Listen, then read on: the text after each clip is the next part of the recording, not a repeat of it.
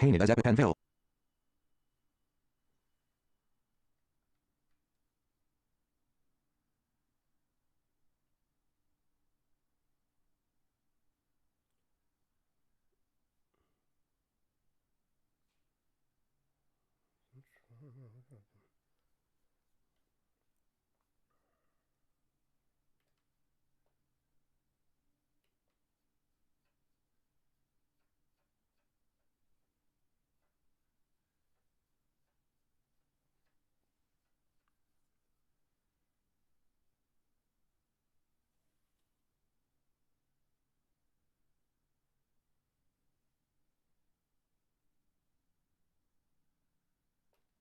Painted as EpiPenvillain, Mylan's chief says she's no such thing. August 26, 2016. Heather Bresch, chief of Mylan, which has a reputation for bare-knuckle tactics that have angered competitors and investors at Andrew Hetherington Redux. America has a new pharmaceutical villain. Her name is Heather Bresch. As the chief executive of Mylan, the owner of the severe allergy treatment EpiPen, Ms. Bresch is at the... Hold on, this shit is dumb loud.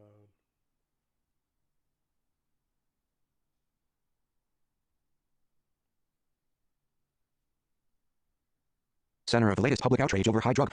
Hold on, yeah, this ain't gonna work. Hold on. Just gotta be in the middle somewhere.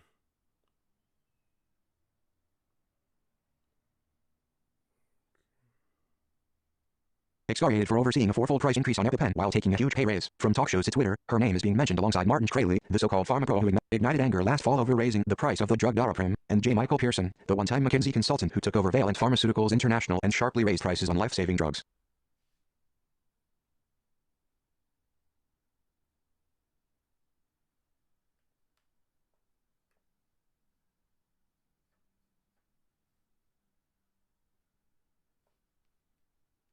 But Mr. Shkreli and Mr. Pearson were outliers trying to upend the industry. At one point, the pharmaceutical industry's main lobbying group disavowed them. Not so with Ms. Bresch. In many ways, she is an ultimate insider.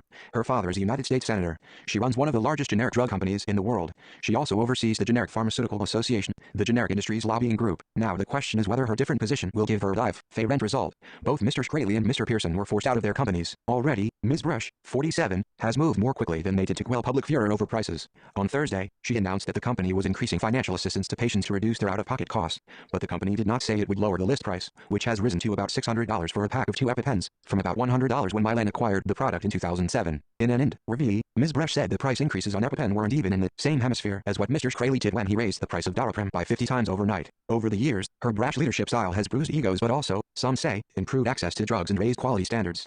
Her company, Mylan, also has a reputation for bare-knuckle tactics that have angered competitors and investors alike.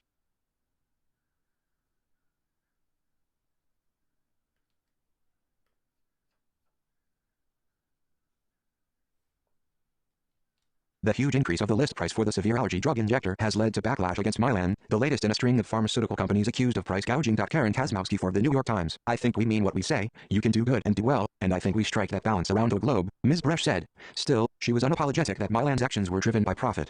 I am running a business. I am a for-profit business. I am not hiding from that.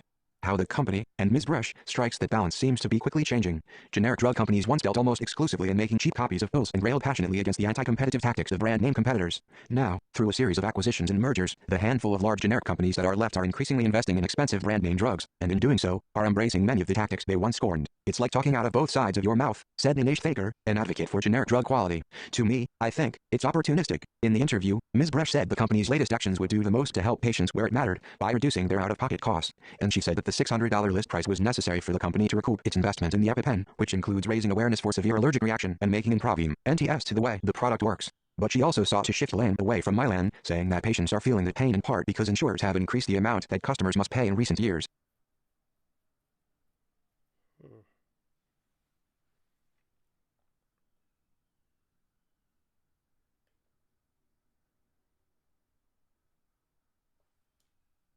What else do you shop for that when you walk up to the counter, you have no idea what it's going to cost you? She said, tell me where that happens anywhere else in the system. It's unconscionable. To some, the company's response seemed to ring hollow. It's a real challenge to understand how a management team sits around a board table and makes a decision to raise the price of a life-saving medication over and over and over, and when the PR storm hits, decides to blame someone else for hat price increase, said David Maris, an analyst for Wells Fargo. He had warned investors in June that Mylan's price increases on EpiPen and other drugs could soon draw unwanted media scrutiny. The company is not a stranger to controversy.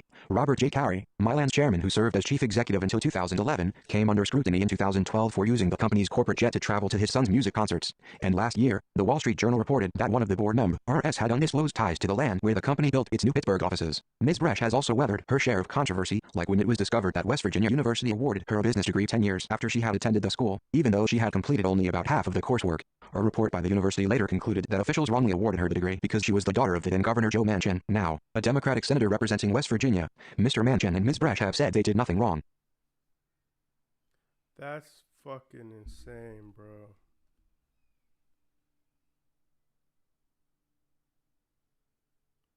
Yo, that's insane.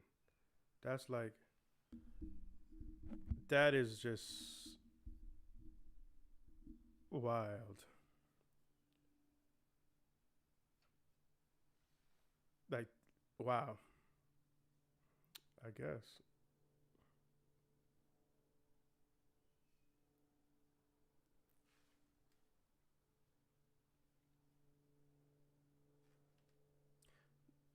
Heather Bresch, chief executive of Mylan, discusses the controversy surrounding the recent 400% increase in her company's life-saving allergy injector. CNBC. The company also angered shareholders when it switched its headquarters to the Netherlands, and then used a little-known provision in Dutch law to block a takeover by the pharmaceutical giant Teva, which many investors had favored. The move to the Netherlands in 2014, called an inversion, also reduced the company's tax rate. Mylan is one of a string of pharmaceutical companies that have done inversions in recent years, prompting outcry in Washington and calls to limit the practice. Ms. Bresch's rising salary has also fueled anger over the EpiPen price increase. Since 2007, when EpiPen was acquired and she was the company's chief operating officer, she earned about $2.5 million in total compensation.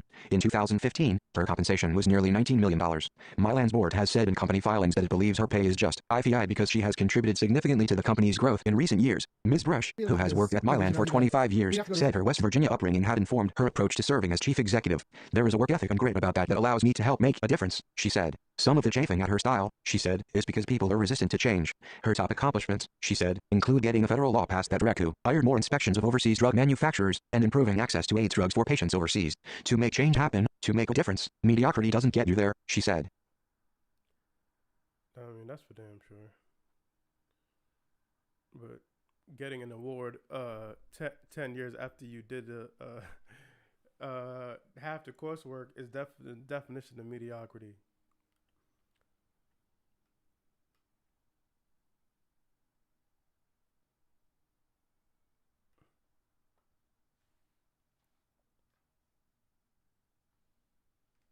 Even as they have ruffled feathers within the industry, Ms. Bresch and Mylan have earned measured praise from consumer advocates, who said she wielded her influence in ways that helped consumers. James Love, director of the consumers group Knowledge Ecology International, said Ms. Bresch opened doors at the office of the United States Trade Representative when his group and others were working to change provisions in the proposed Trans-Pacific Partnership that they said would have limited access to drugs by people overseas. Mylan, as a seller of generic drugs, shared their interest, he said. They came in with some very talented people in the negotiations, and they knew what was going on politically, Mr. Love said. Still, he said, he opposes their position on the EpiPen and said his group was composing a letter of complaint to the Federal Trade Commission. I'm appalled at the price increase, he said. I don't want to sugarcoat that.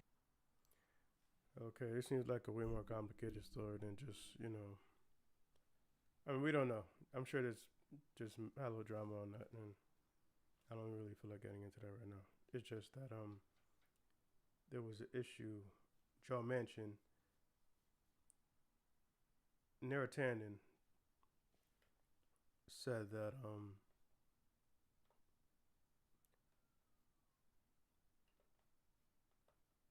okay, I don't know what's happening here.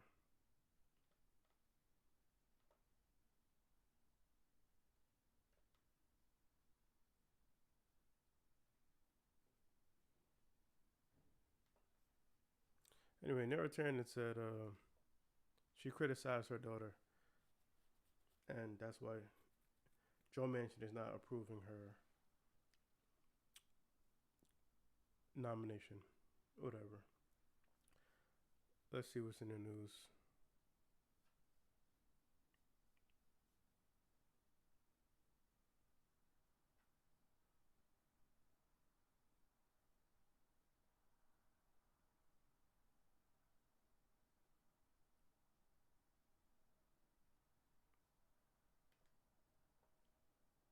Hold on, I'll be right back.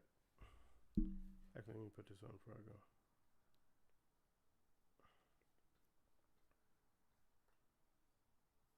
Oops.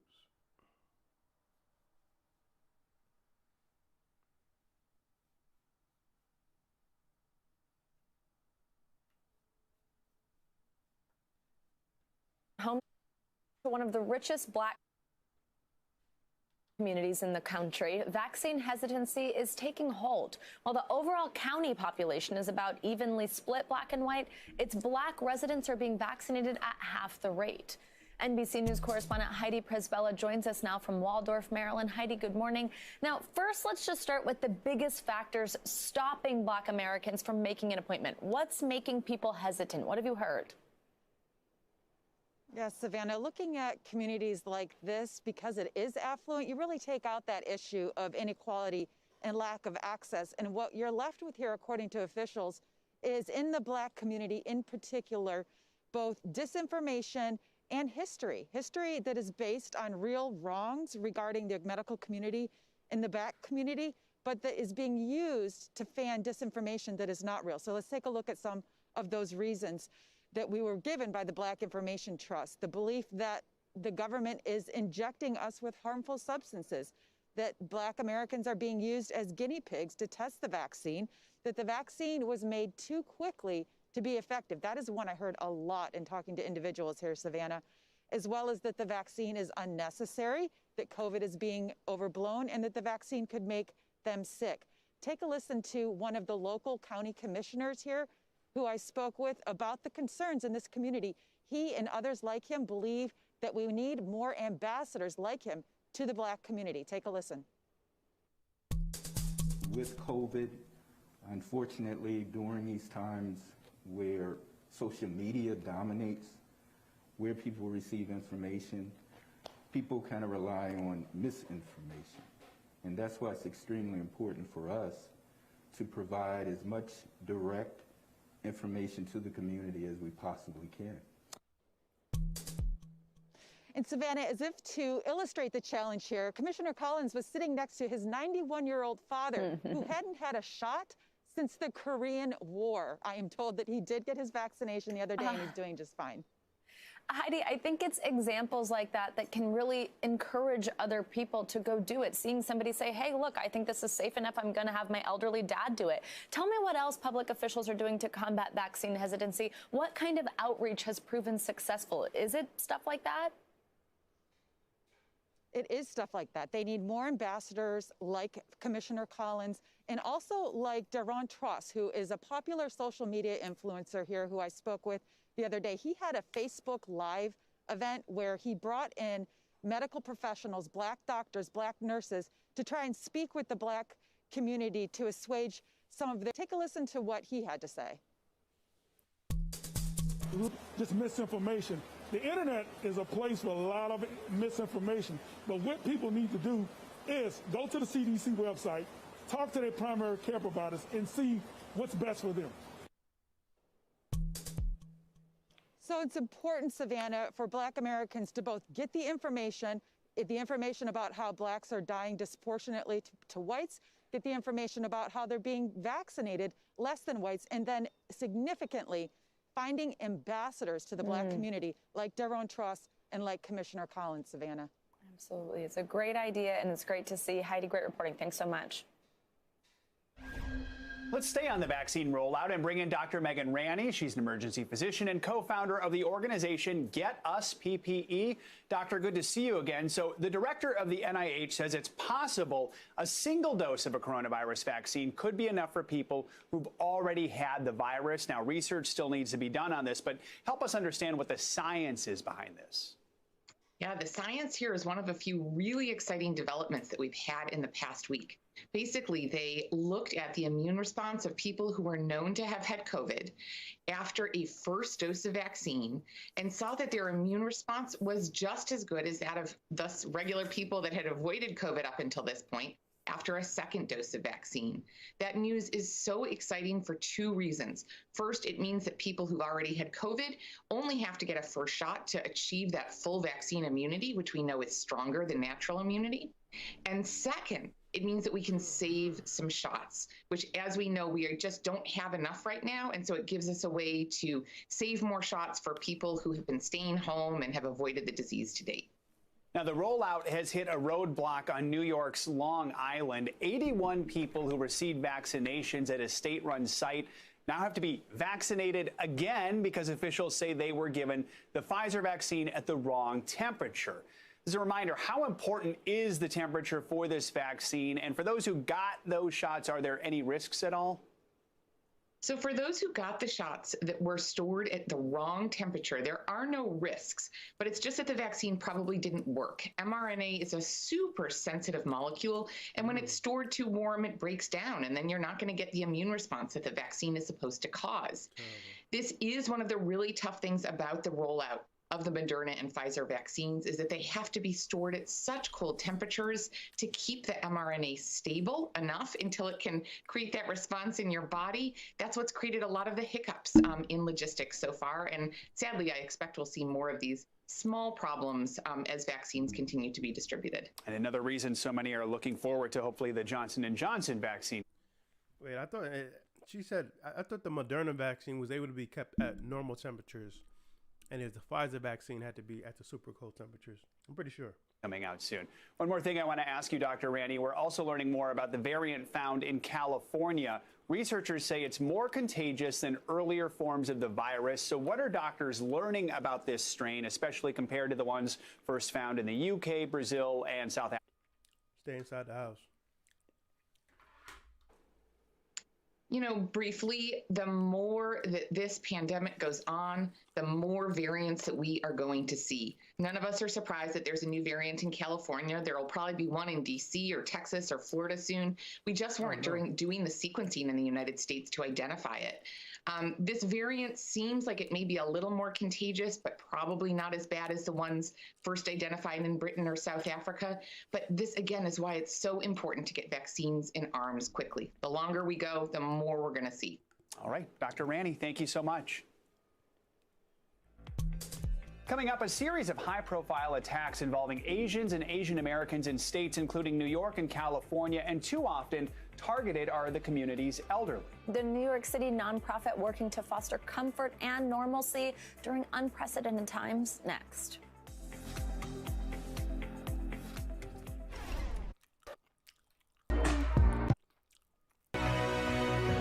Trial. Would you? Of a new era in America. As Joe Biden takes office, the major changes and challenges ahead. What about the vaccines? The vaccines we have now, can they stop the South African variant? The first youth poet laureate captivating the nation and capturing our story. I had this understanding that the world is watching us, that we have the eyes of history and the future upon us. NBC Nightly News with Lester Holt.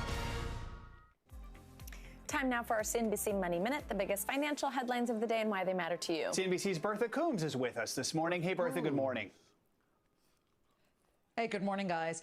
Gamestop chief financial officer is stepping down next month as the struggling retailer shifts focus to technology-driven sales. The move also comes in the wake of that Reddit-driven trading frenzy in the stock last month. GameStop says Jim Bell's resignation, though, is not due to any disagreement over operations, including accounting practices.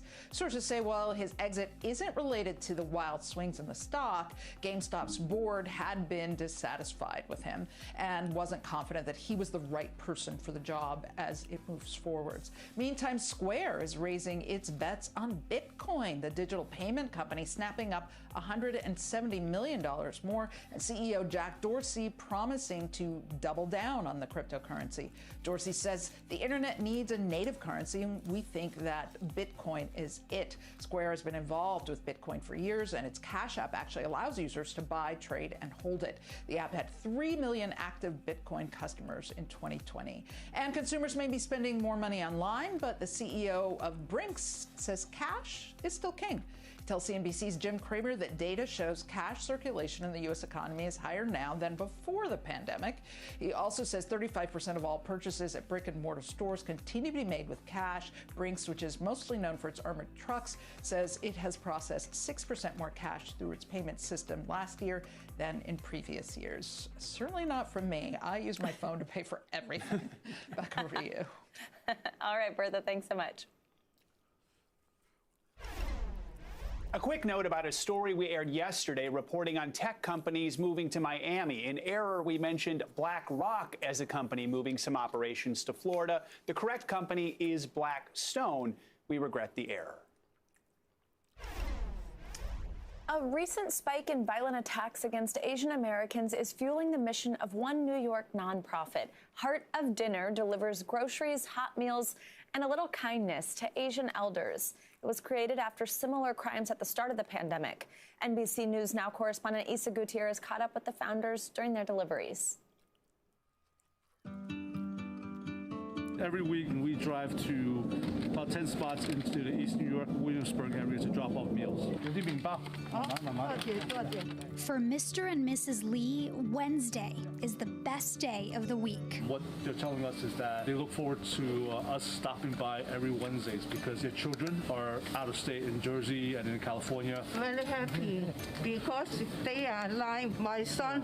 In these times, a simple visit from familiar faces and a bag of groceries with a hot meal goes a long way. Some community members for sure were the only people that they see, especially the couple we just met with. It's definitely fulfilling. I think that's part of why we do this, but it's also very tough to see a lot of the older adults feeling lonely, feeling isolated.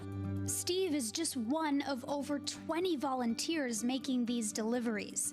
And Mr. and Mrs. Lee are two of about 1,200 Asian elders across New York City who look forward to them every week. These are super popular with our elderly. It's part of a larger effort called Heart of Dinner, founded by Yin Chang. Thank you all so much for allowing us to continue. And Moonlin Tsai.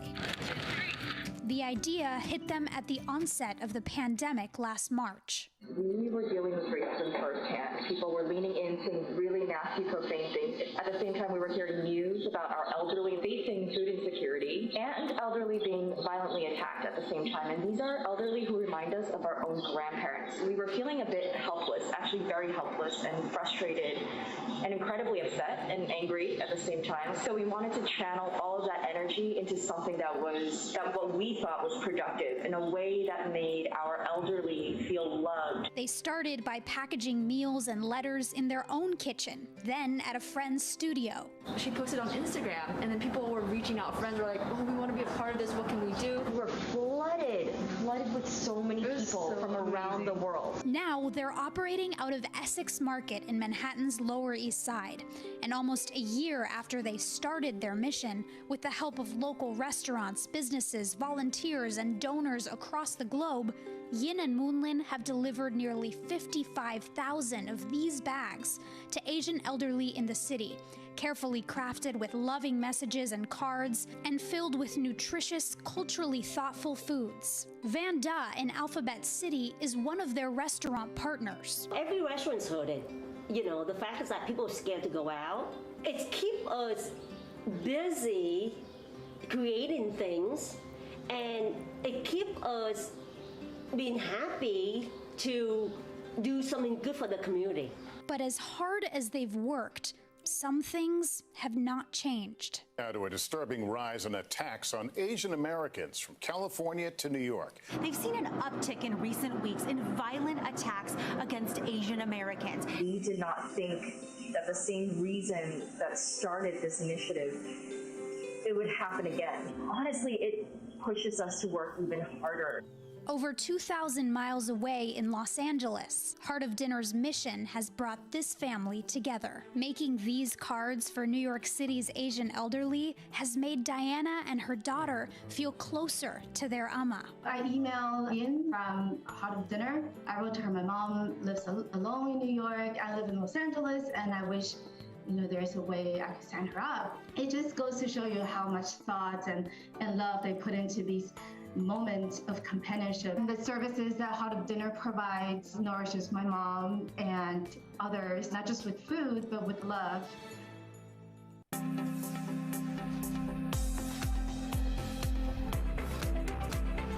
Good morning, I'm Savannah Sellers. And I'm Joe Fryer. Right now on Morning News Now, in recovery, Gulf great Tiger Woods hospitalized following a major SUV accident in Southern California. What we know about his condition this morning and how the crash will possibly affect his future on the golf course. Missed the memo. Congress criticizing the FBI and Capitol Police for how they dealt with security threats in the days leading up to the January 6th riot. The critical intelligence briefing missed by law enforcement on the Hill, and where the investigation goes from here. Sickening, a former cheerleader at Northwestern University filing a lawsuit against the prestigious school. Our conversation with Hayden Richardson on her story and why she's filing the suit. Penciled in, a Chicago teenager lending a helping hand to locals who are struggling to schedule a vaccine appointment. How he's managed to help more than 250 people get their shot. All while being a student and going to school. I mean, it's really impressive when you hear about the struggles people are having just for their own individual families that he's helped that many. You need a tech-savvy teen, so we will talk with him a little bit later. Isn't that true? Yes, we will. We will start with the latest on golf icon Tiger Woods. Officials say he's lucky to be alive this morning after that horrific rollover crash. A statement posted on Woods' Twitter account overnight says Woods has undergone a long surgical procedure after suffering significant orthopedic injuries, but he is awake, responsive, and recovering. Investigators say Woods was driving alone near Los Angeles yesterday when his SUV veered off the road and rolled down an embankment. First responders had to pry Woods out of the vehicle before taking him to Harbor UCLA Medical Center for emergency leg surgery. Let's bring in NBC News correspondent Megan Fitzgerald joining us now from that hospital in Torrance, California. Megan, good morning.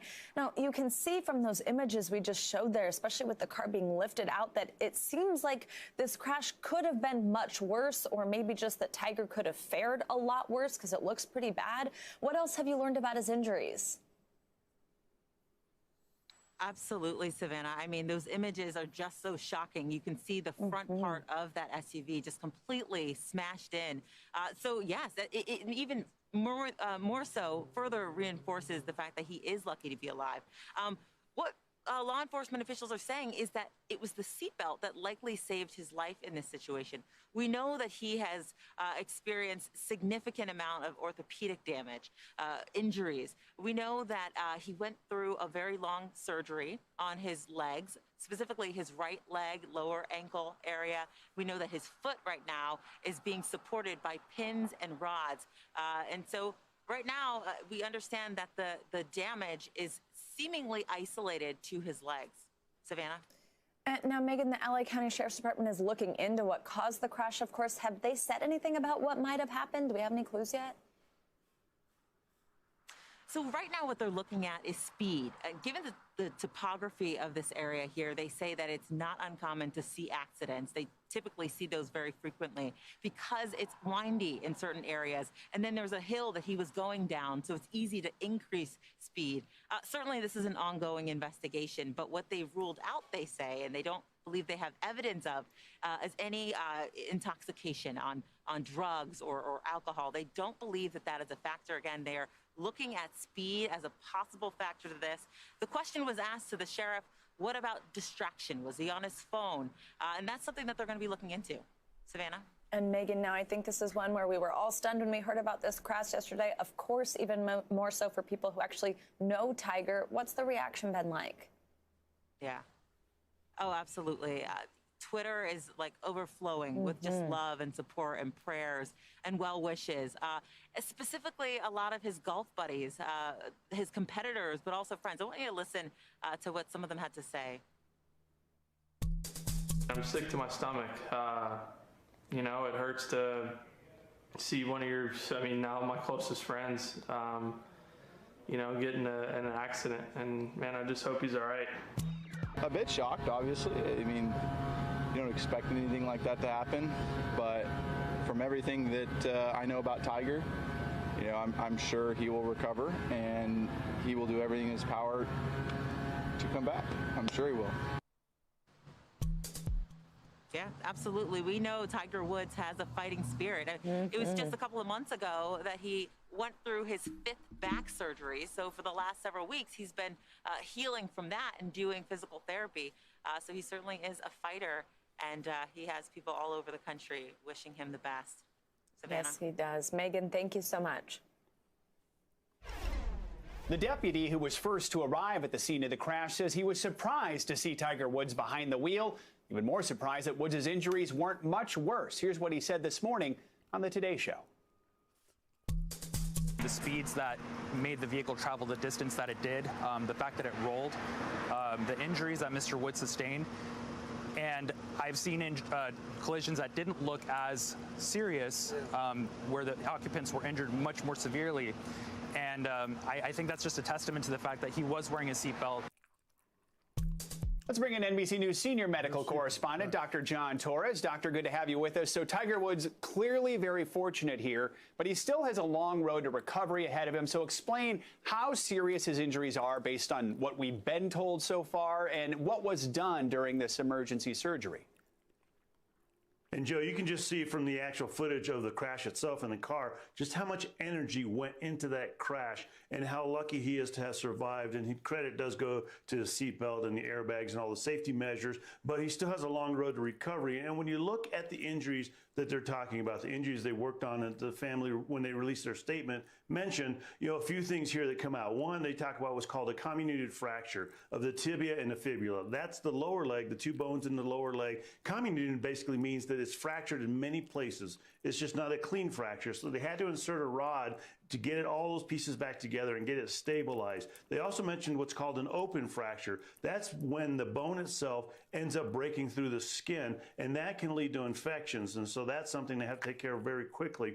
They talk about the foot, multiple fractures in the foot and ankle that have to be repaired. And then they also mention the surgeons had to go in and actually open up to release pressure on the muscle. That's a condition called Compartment Syndrome. That condition itself is the emergency that went on here. The reason they went into surgery so quickly, because that puts so much swelling and pressure on that part of the leg, it can cut off circulation, it can damage nerves. And if it's not taken care of very quickly, and by very quickly I mean within an hour or so, then you'd be talking about amputation of the leg. And so that's something that had to be taken care of very quickly.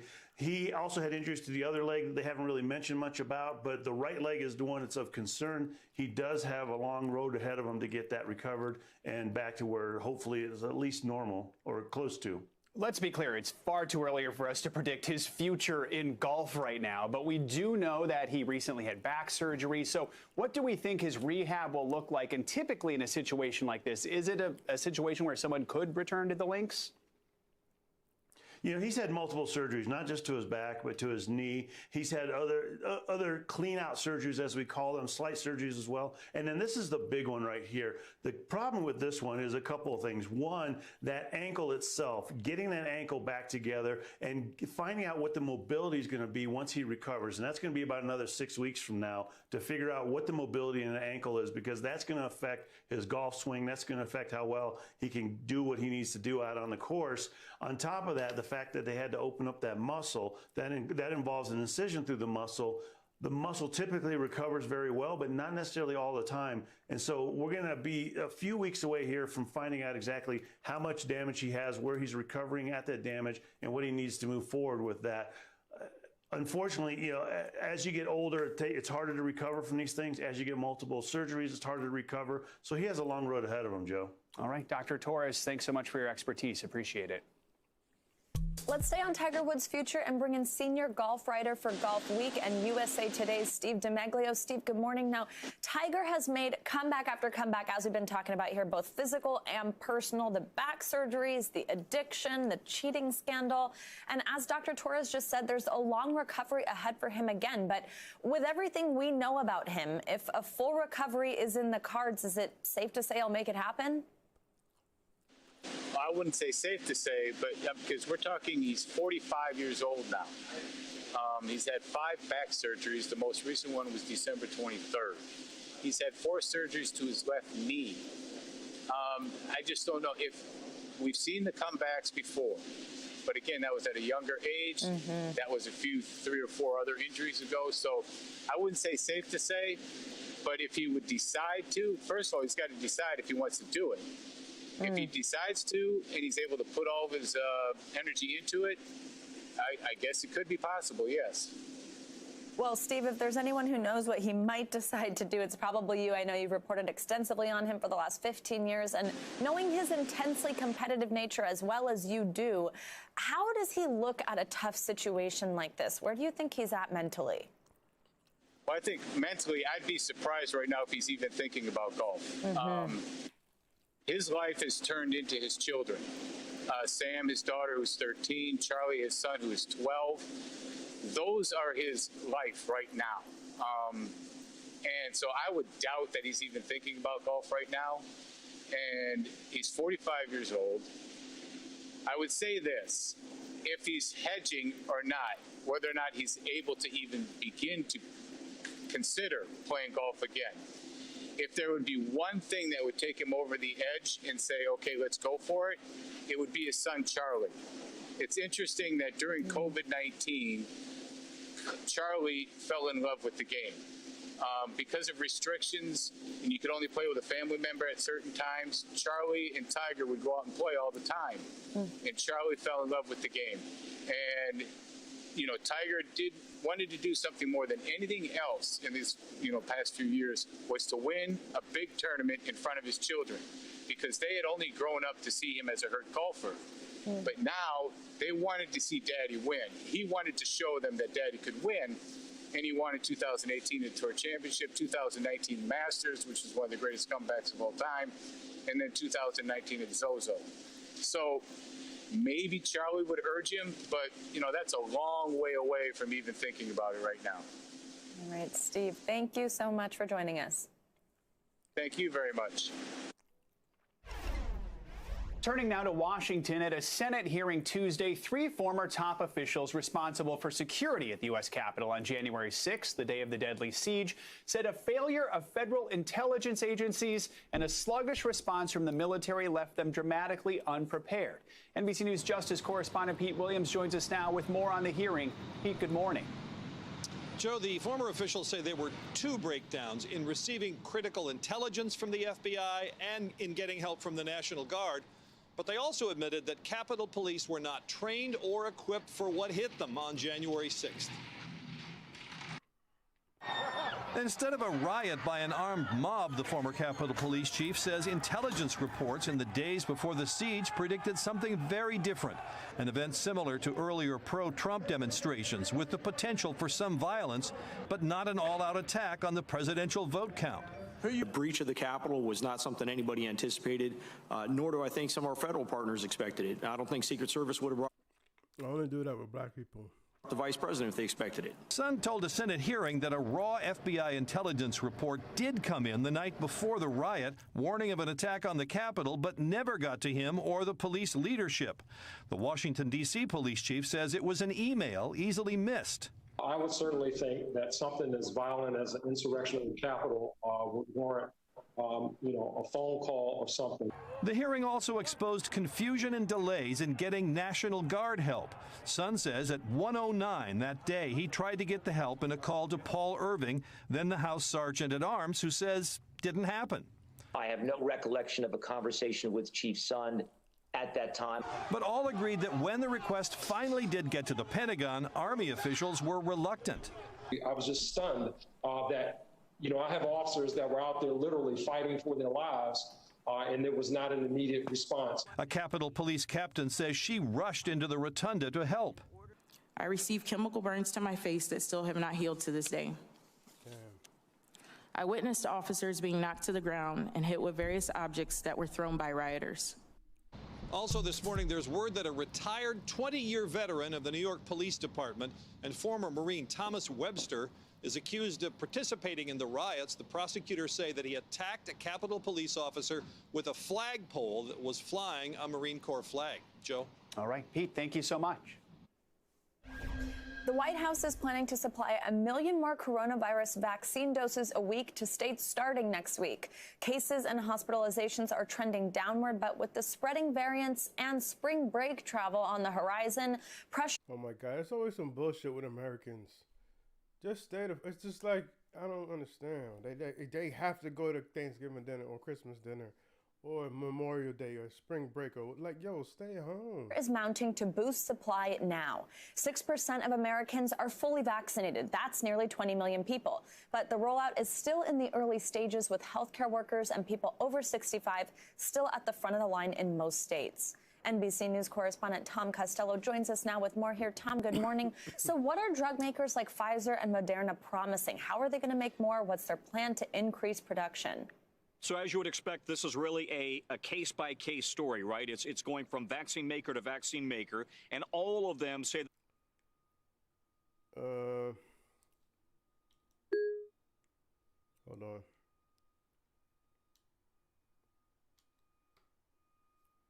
They are ramping up after that stutter start, which started back in December when they kind of stumbled out of the gate. Candidly, a lot of that was just trying to get everybody's sea legs underneath them. But here's where these vaccine makers stand right now. Just listen to these numbers.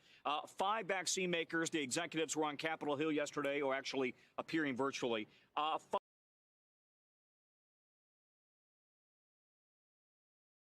million.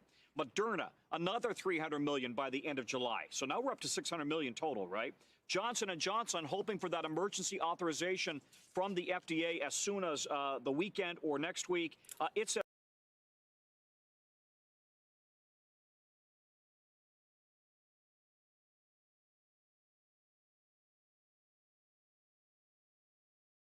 $300 million doses, but it will take some time. Novavax, not yet approved, says it could have 100 million doses. So add all of those together. We're talking about more than 1 billion doses that these companies say that they should be able to provide by the end of the year if you consider the laggards there, if you consider AstraZeneca and Novavax. But clearly, this is ramping up and ramping up dramatically. So, in fact, what's likely to happen is that there will be an excess of vaccine at some point this year. But in the immediate term, if we continue on the pace that we're on right now, in other words, 1.5 million to 2 million doses a week being actually administered, this is going to take some time before actually enough people are vaccinated across the country, guys. Tom, it's tough to imagine right now that at some point we could have an excess, but that is better than the current situation, so that's good to hear. Now let's dig in more on Johnson & Johnson's single-dose vaccine. The FDA is expected to consider them this week. Once approved, could we see that vaccine shipped out? Yeah, so in fact, Johnson & Johnson says it would ramp up very, very quickly. As I mentioned, 20 million doses by the end of March. It says it's ready to go 2 million doses immediately. So J&J, its main production facility or distribution center in the United States, is just outside of Baltimore, but they are also going to deploy and use other facilities across the country and also over in Europe. Belgium, I believe, they've got a facility there. So J&J says that as soon as they get emergency authorization, they're ready to go, and rather dramatically. And in fact, Maryland has just announced it is anticipating getting a pretty big shipment from J&J of vaccine. So that would now be the 3rd vaccine maker to be actually rolled out and distributing doses. And the first with a single dose, which will also help with this rollout here. Tom, thank you so much. Okay. Let's now get a look at your morning news and weather. Bill Cairns is back with us. Hey, Bill. Hey, good morning. Let's talk about our next storm. And for once, it's not a big snowstorm. This is going to be a big rain event, but it's not today. Today is one of those days that we just kind of sit back, we look at this map, and we go, wow. Okay, we can skip the weather. I'm sorry. You in Charlotte in those. Up to help stop the spread. Next.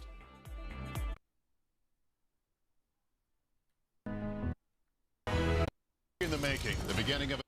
Yeah, let's see what MRI had to say about the Black Panther film. So it's actually, this was a movie that could have been made, should have been made, and is appropriately made, and you should go see it. And so now that I've talked a little bit about let's rewind it. Of Malcolm X, you know, you read enough of his interviews, you know, there isn't a lot of material on the form. So actually portraying them and then how they suspicious, easily bought, because most people, unless they've been schooled by myself and others of my sensibility, are pretty easily bought. And so if you're looking for just a cipher, just a way to tell the story to a people who are going to be suspicious, O'Neill is actually, I mean, there are more people like Mitchell, the FBI agent, than there are like Fred Hampton, who are even going to see this movie. They don't know them. They don't think of themselves as like that, but you know. This is the key point I had with this movie.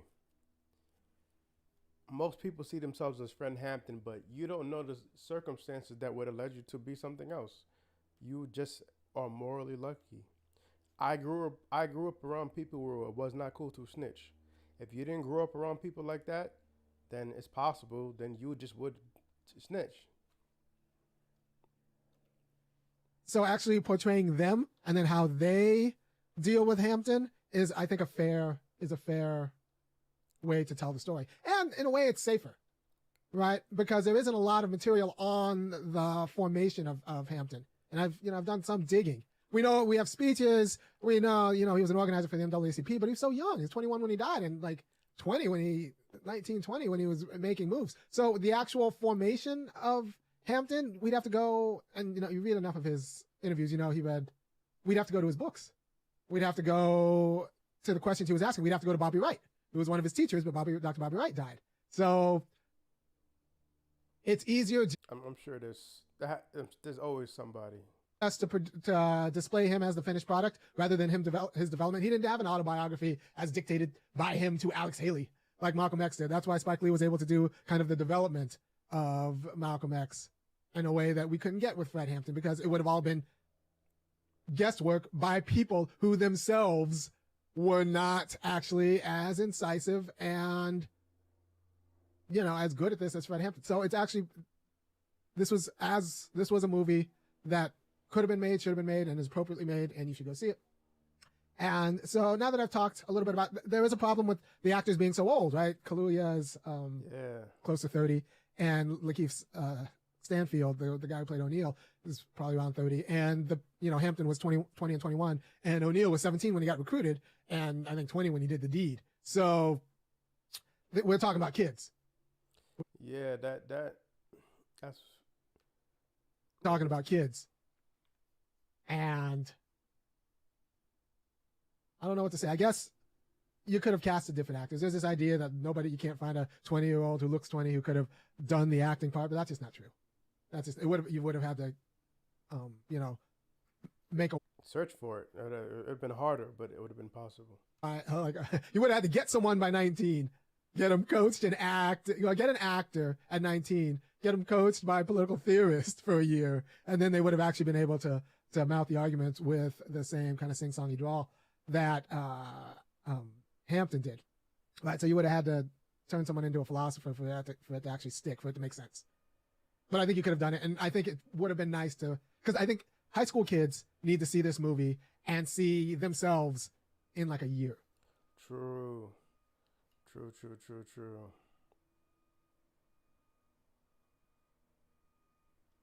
Right. We need to actually think of, these are the kind of 18-year-olds we should be producing. And we also need to think of the government's going to, not just the government, the fascist government, the fascists are going to have their hooks in your 16, 17-year-olds. So portraying O'Neill as being a victim at that young, which is pretty much a variety of child abuse, I think would have been important. So the movie, I think, could have done that better. But, all right, so also, you have to understand that Hampton was an anti-fascist, right? So the main antagonism was between the Black Panthers and the cops, but that's not actually fair, because it was between the Black Panthers and capitalism, right? It's just that the contact point between black people and the capitalists are cops. So I think it's a little bit, it's disappointing. I think we need to, because J. Edgar Hoover, like, was he acting on the behest of capital? Like, did he have like capital owners in his ear, or it's just understood that this type of rhetoric is unacceptable? Or was J. Edgar Hoover just a racist piece of shit for whatever reason? The extent that we didn't get the political and economic critique in the same way, because it was all about what we have to do to deal with cops. Right? So I'm going to play a clip. I like playing a Fred Hampton. I'm going to play a few clips during the show, but this is one of my favorite Fred Hampton clips, and I'm going to play it, then we're going to talk about it, and I'll tell you why I love Fred Hampton.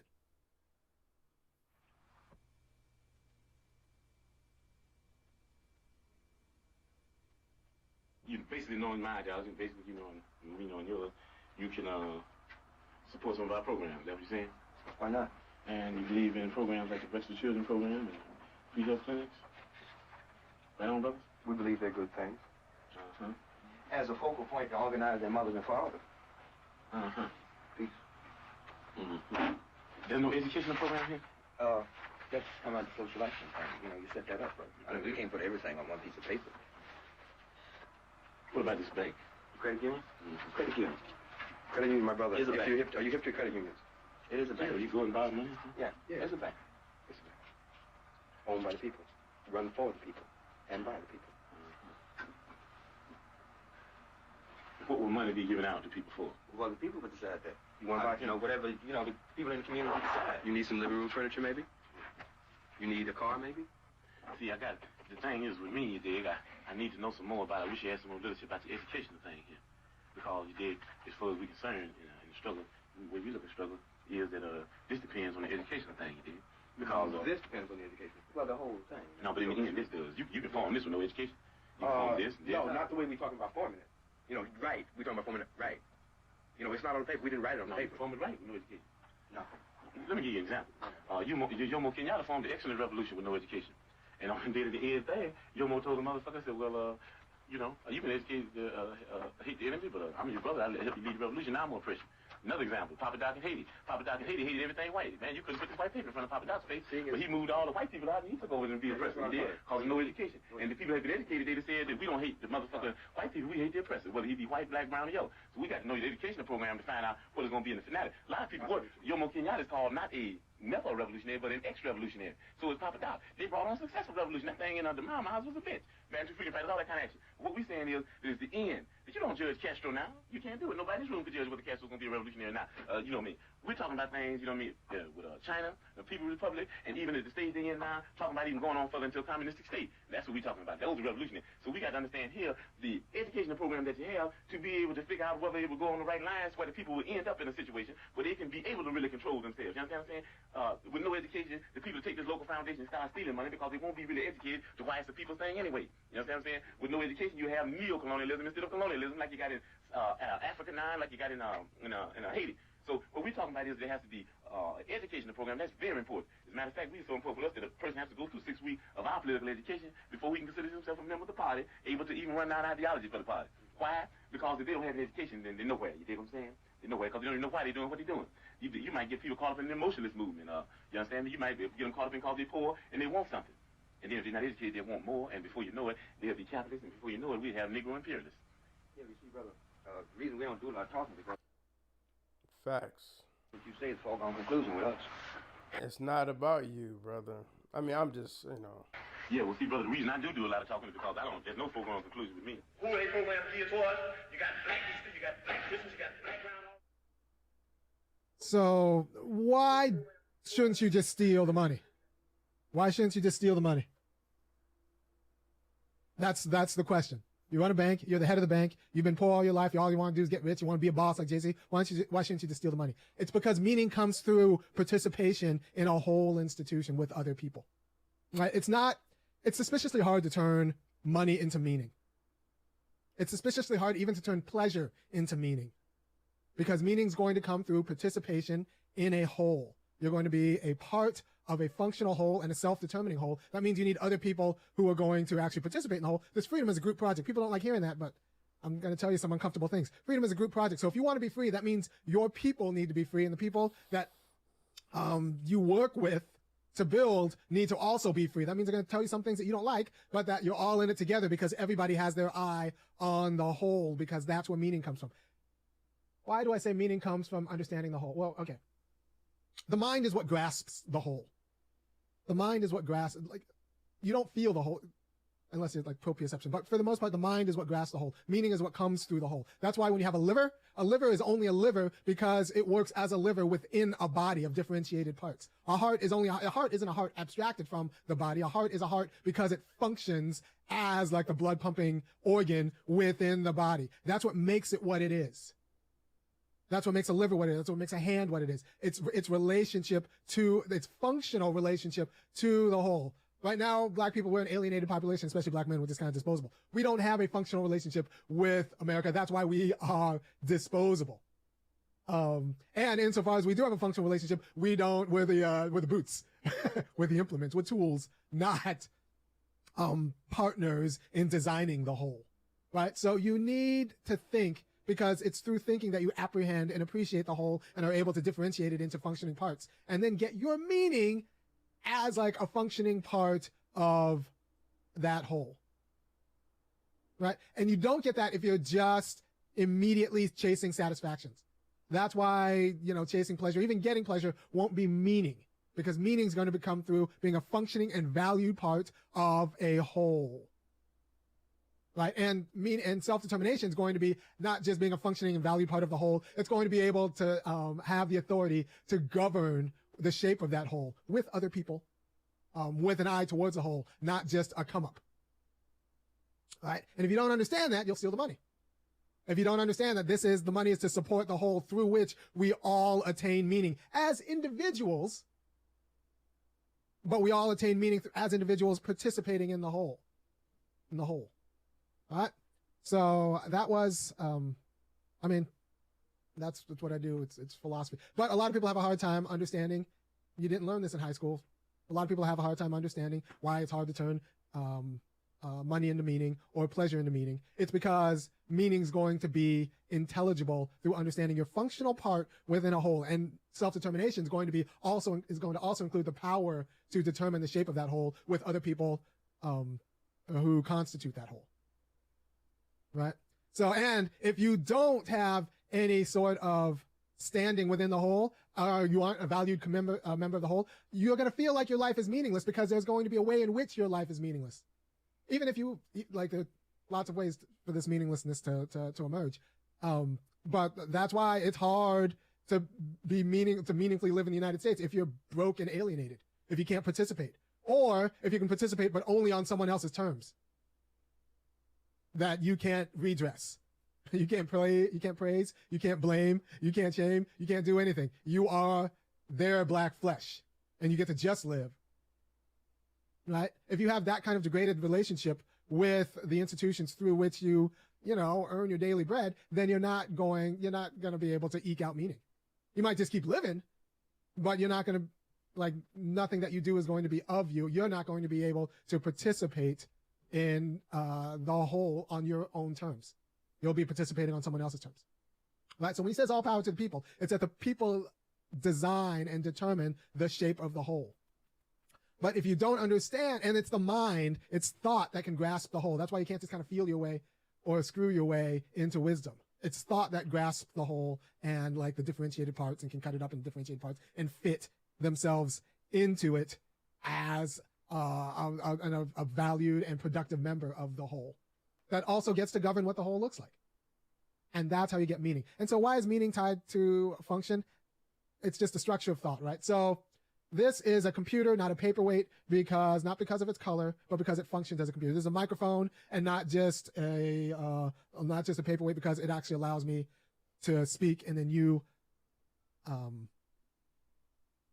hear this in your computer, right? So what it is determined by how it functions, and how it functions is a matter of how I can use it, or we can use it to, this, depending on who you talk to. This program itself is an institution of self-determination, both mine and yours, as you will be more free and knowledgeable about freedom after this video.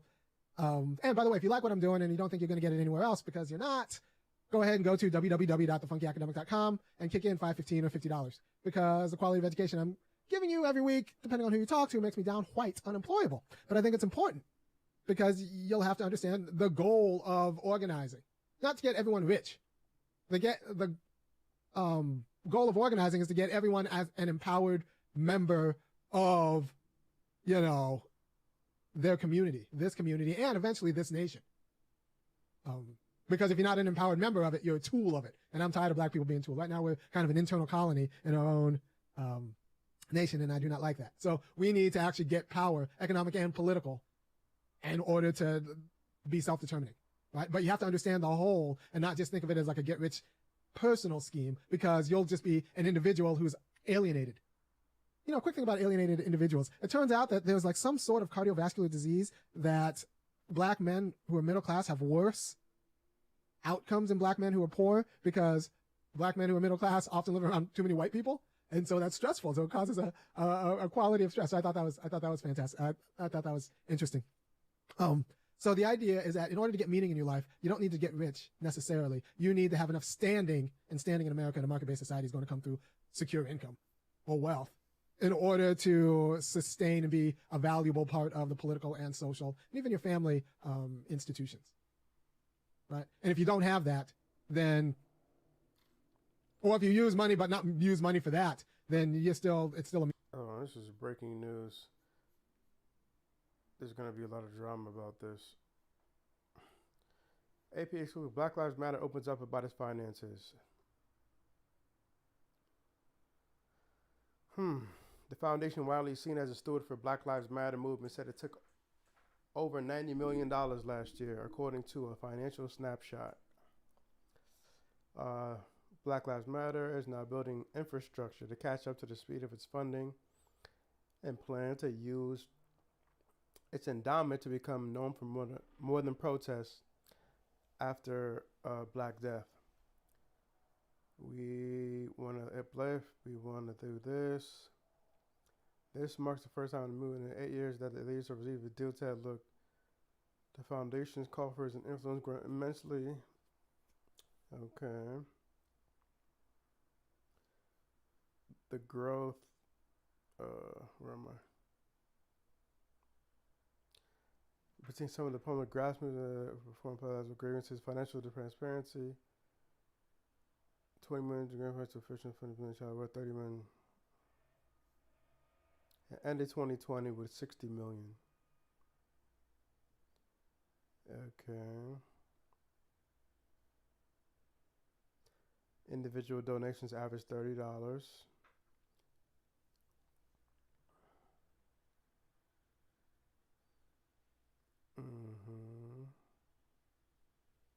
Last year, the foundation's expenses were, I'm just going to, staffing, civic engagement, okay.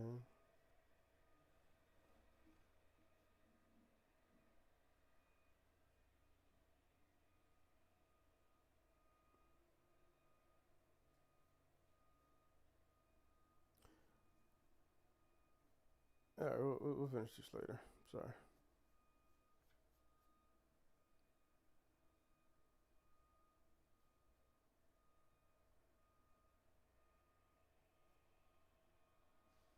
Meaningless life. You might get some pleasures out of it, but it's still going to be meaningless life. So you want meaning, that means you want power within as a functional member of a stable and functional member of a whole that you get to determine yourself. You get to determine the shape of. Because if you don't, especially at the political level, if you don't determine the shape of your politics, that means your politics is using you, or their politics is using you as a form of exploitation. So that's why you shouldn't steal from the bank, even if you can. Because the goal of the bank is to support the whole of the community, through which you'll actually get meaning. So you might get richer if you steal from the bank, but it will be a meaningless wealth because it will only be meaningful through its participation and through your participation through the institution. Hope that was helpful at all. But, 6 weeks of that and you're ready to be a Panther. to understand. All right. So they're going to be,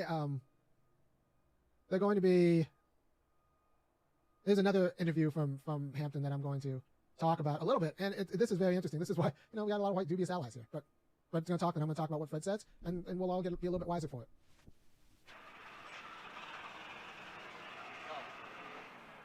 He's playing all the good clips. Where does the Black Panther Party stand concerning the Weathermen, the SDS? The Weathermen are white people. We stand way back from the SDS and the Weathermen because we believe that the Weathermen action is two actions. It's RIM 2 and Weatherman. We think they call them both national action. We think that RIM 2 is national action, Weatherman is national They give the Weatherman as Antifa today. action. We think it's anarchistic, opportunistic, individualistic, it's chauvinistic, it's customistic, and that's the bad part about it. It's customistic in that its leaders take people into situations where the people can be massacred, and they call it revolution. And it's nothing but child's play, it's folly, and it's criminal because people can be hurt. We say that they're doing exactly what the pigs want them to do. When they take people down and just do nothing, play around, and the pigs are prepared for this, and they wipe all of those young people out. We think these people may be sincere, but they're misguided, they're muddleheads, and they're scatterbrains. The only way we can show them is to criticize them like we're doing right now, and then leave from here and go to the federal building and have a demonstration that's to educate, a demonstration that is disciplined and organized. You know, and that's what we're going to have to do, and let them see the examples. Tell me why you feel the approach of the SDS weatherman is wrong. I feel it is wrong. Just as I said before. No, don't tell me just you said before. That's why I asked you again. Just answer straight, just in case we use this part. Let me ask you again. Why do you feel that the approach of the SDS weatherman is the wrong approach? I feel that it's wrong because it's pig action. You see, they're doing exactly what the pigs want them to do. They're leading people into a situation where it's an astronomical situation, too great for the people to deal with. It's a situation where you got a bunch of mechanical pigs with 357 magnums and shotguns and mechanical mace and all that type of thing. And then they're talking about they're going to carry on a revolutionary struggle. That's not revolution. It's insanity. It's madness. It's nostalgia. And it's the massacre. That's what potential massacre. That's what it is. And we don't support that because we'd say all power to the people. All the power is manifested in the people. We don't have any people whose lives we believe that should be thrown away. Has the weatherman SDS tried to get you to go on their side? Have you met with them, and what happened? We met with the weatherman faction of SDS several times. We've had ideological struggles, and we have ideological differences. So what we did was, we had the other faction of SDS that agreed with the Black Panther Party called for an alternate action, a well-disciplined action not to provoke pigs, an action not to talk about setting up confrontations with the pigs, because the people are not ready for confrontation. These confrontations that they have are premature. They're politically premature, and they're wrong because they commit people in a situation which they're not anywhere prepared for. Well, why do you think the weatherman SDS tried to link the Black Panther Party to its movement? I don't know if it was actually the weathermen of SDS. I'd have to say that it was the establishment press that is nothing but a tool of Warden Nixon's machine. We call him Warden Nixon because the whole world is a penitentiary, and he's just a warden of the whole world. And you see, these people are just an arm that he uses for fascist oppression, you know. And I think today, these fascist news media might have did that.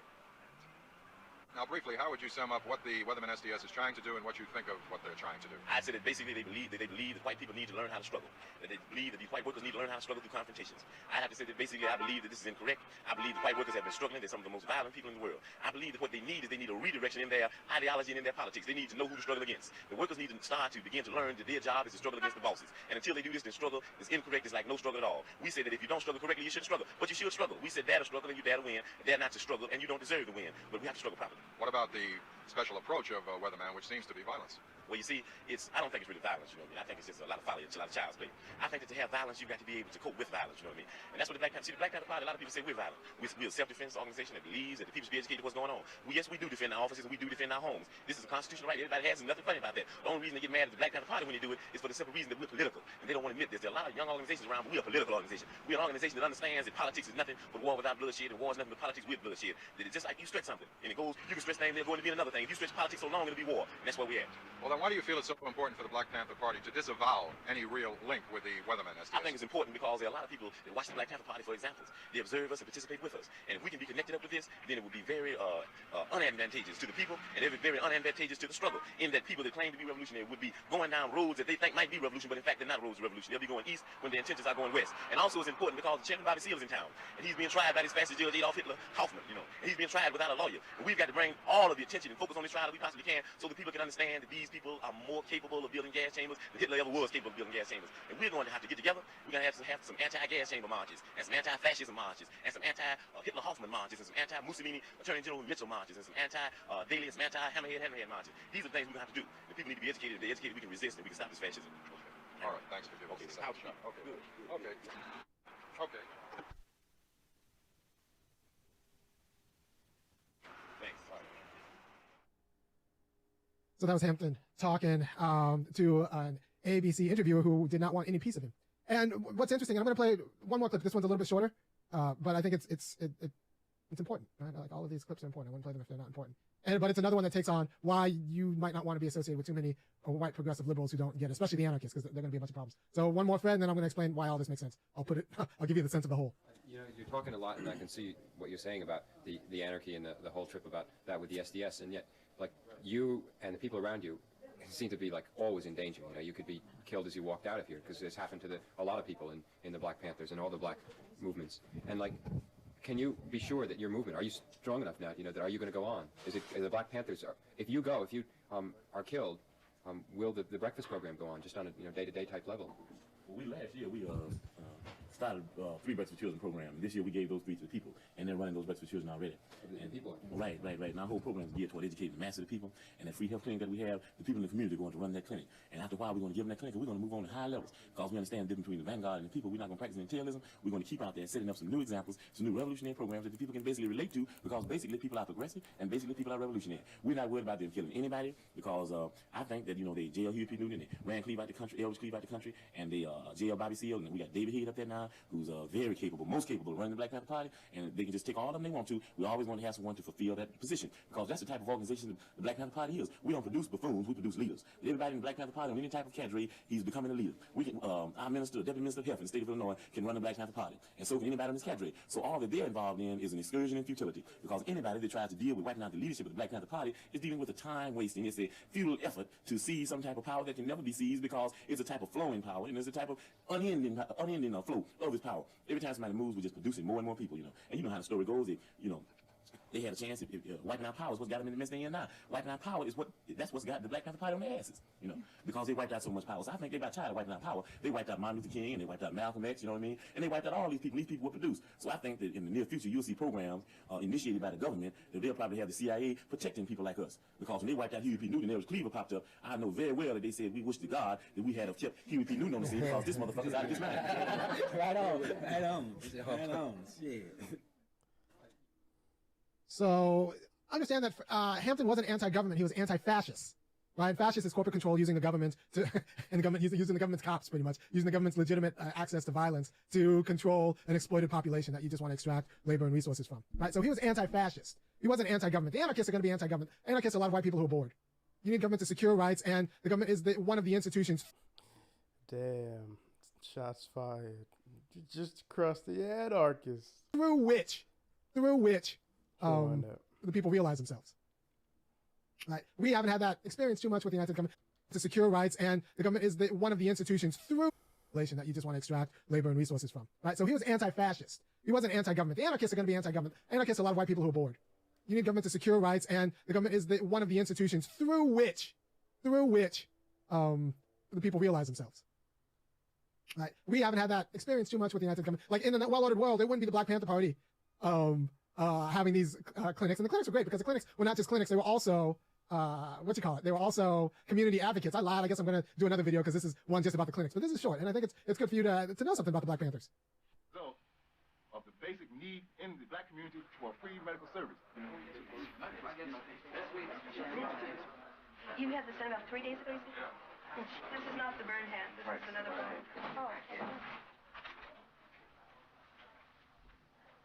Does it feel painful? No, it's not painful. Like it's infected and everything? It's good. We got doctors every day this week. Next week we got, no, we need one for next Thursday.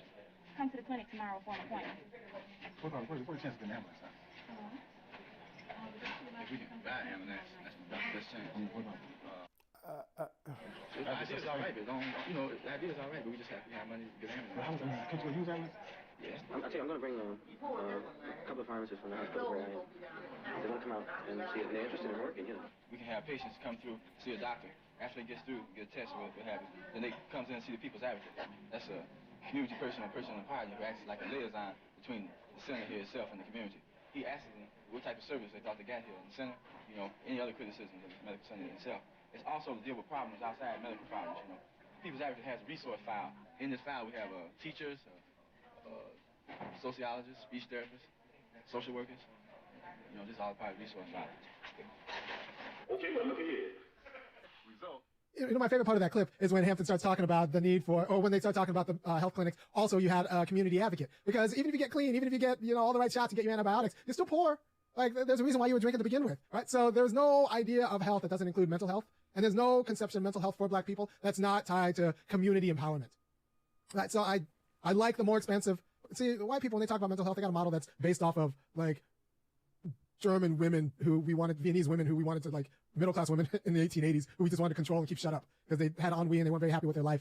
And, their husband sent them to analysts to, keep them still powerless, but just like happier about it. They thought they were living meaningless lives because they were, and they were acting out. And so, like, we have, like, white mental health is based on that model. Black mental health comes with a community advocate, because you're not going to, this idea that you can be mentally healthy but still be disempowered is ridiculous, is absurd. and it should be called that. There is no mental health that keeps you still alienated from power. Like the appropriate power to exercise rights on a par with all the others. That's going to be one of the conditions of mental health. Right? And not just food, but power. All right, so what you have to understand, so he wasn't an anarchist because, you know, he, like me, probably just thought anarchists were just bored white guys who don't understand that you need a state to deal with conflicts over rights. You need a state. And if you want to free people, there are going to be conflicts because you have to allow for conflicts. Conflicts over property, conflicts over jurisdiction, conflicts over institutional disputes, because we want institutions, right? So how are you going to adjudicate institutional disputes? It's going to go to a state. It's going to go to an arbiter. Do you want the arbiter to be foreign or like some sort of alien power? Or do you want us to come together in order to put down the rules for our individual conduct so that we can be like individuals within the state? So this is, it would be the equivalent of a players league, of a league where the commissioners were also players, except just in the off. Right. So if you want self-government, you want the people to decide the shape of government, and you want the people to also to be able to participate in the institutions in non-political ways. Right. So when I'm thinking about the institution as a whole, I'm acting politically. When I'm thinking about just my personal come up, that's fine too. I'm acting socially. I can do what I do. You do what you do. We all do it within the rules that we've set up when we think politically. So if you walk into a ballot, and this is where a lot of people get confused. When you walk into the ballot, you're thinking as a citizen, not as a civilian. When you walk into the store, you're thinking as a civilian. Thinking that you buy what you want, you don't have to worry about anybody else. We have a market system that organizes all of that. When you walk into the ballot box, you're thinking as a citizen, as in like, what kind of rules should we set out? Who should I elect to represent the whole? And the reason you want to elect someone to represent the whole is because you want to participate as a member of that whole and get your individuality as a member of that whole. That means you don't have to be a member of the whole like everybody else is a member of the whole, and you shouldn't be. You should be a member of the whole like you're a member. You should have a recognized office in the whole. But when you step into the voting box as a civilian, you're an individual. As a citizen, you're thinking about everybody, and it's just your judgment about what's good for everybody, not what's good for you, but what's good for the whole. When you work as a civilian, you're thinking about what's good for you, and that's perfectly appropriate. In the same way that if you don't want Michael Jordan and Bill Laimbeer to be thinking about each other and like, oh, I don't want to hurt each other in like 1980s basketball. You don't want that. But if they were also commissioners during the summertime or like during the off season, then you want them thinking, all right, so what does the league need? But when they're players on the league, that's different than their role as commissioners. And that's why when you're a civilian, that's different. That's going to be different than when you're a citizen. And the same as when you're a spouse. That's going to be different than when you're a civilian or a citizen. Right? 3 different spheres of self-determination call for different qualities of thought. But it's all going to be governed by the political, and that's going to be a state, right? So the state's going to that's where we figure out what kind of families we allow. We don't allow all sorts of families. We don't allow incest. So like there are rules that the state sets as part of its political duty. Now, the state shouldn't tell you what kind of sex you should have. That's something you decide as part of the minor institution of you and your partner. The state shouldn't tell you what kind of macaroni you should buy. That's something you decide as an individual. They shouldn't tell you what you should order at a restaurant, unless it's like a public safety hazard that might actually distort the whole, or you're not going to have enough information to make a decision as an individual. So the state has to kind of take some sort of authority or responsibility for that. But you have to understand that these anarchists who think, oh, we'll just live stateless, these are white guys who actually they have money. And they will call the cops on you. So anarchy is just as silly as a person who would the people who think you can be free without having a state are just as silly as people who think like real freedom stealing the money and being alone. Right? And these are the same people who think that like freedom's with nature. Yeah, no, these are white anarchists who go with nature. Well, nature is good. My dad's from Africa, where in the United States we don't know nature. We think we know nature, but the entire nation's been domesticated. In Africa, nature is what eats you. It's what gives you all sorts of diseases. There's nothing natural about this communication. This isn't made by nature. This computer didn't grow by nature. Cancer is nature. Low death rates is nature. Low life expectancies is nature. Everything we make, we produce. Everything that enables our freedom, we produce. The problem is a lot of bad things can also be produced. So just because fast food is artificial doesn't mean that the GMO carrots you get from Kroger or Publix or Ralph's or something like that are necessarily bad. Genetically modified food is pretty awesome. It's the reason why most of the world can still eat. And then we have crop surpluses in some places, right? So not all artifice is just us using our mind to solve problems. Washing machines and toothpaste are artificial. They're also awesome. So, but the same people who don't understand the role of the state in securing freedom don't understand the role of nature as being oppressive. Nature is indifferent. I can't negotiate my rights with a tiger or a fire ant or you could try cockroach. I can't. Nature is indifferent to my freedom, And that's why all power is going to be with the people for Hampton and anyone who actually thinks through the philosophical implications of what I'm talking about, because you need other people in order to be free. Even the fascists do.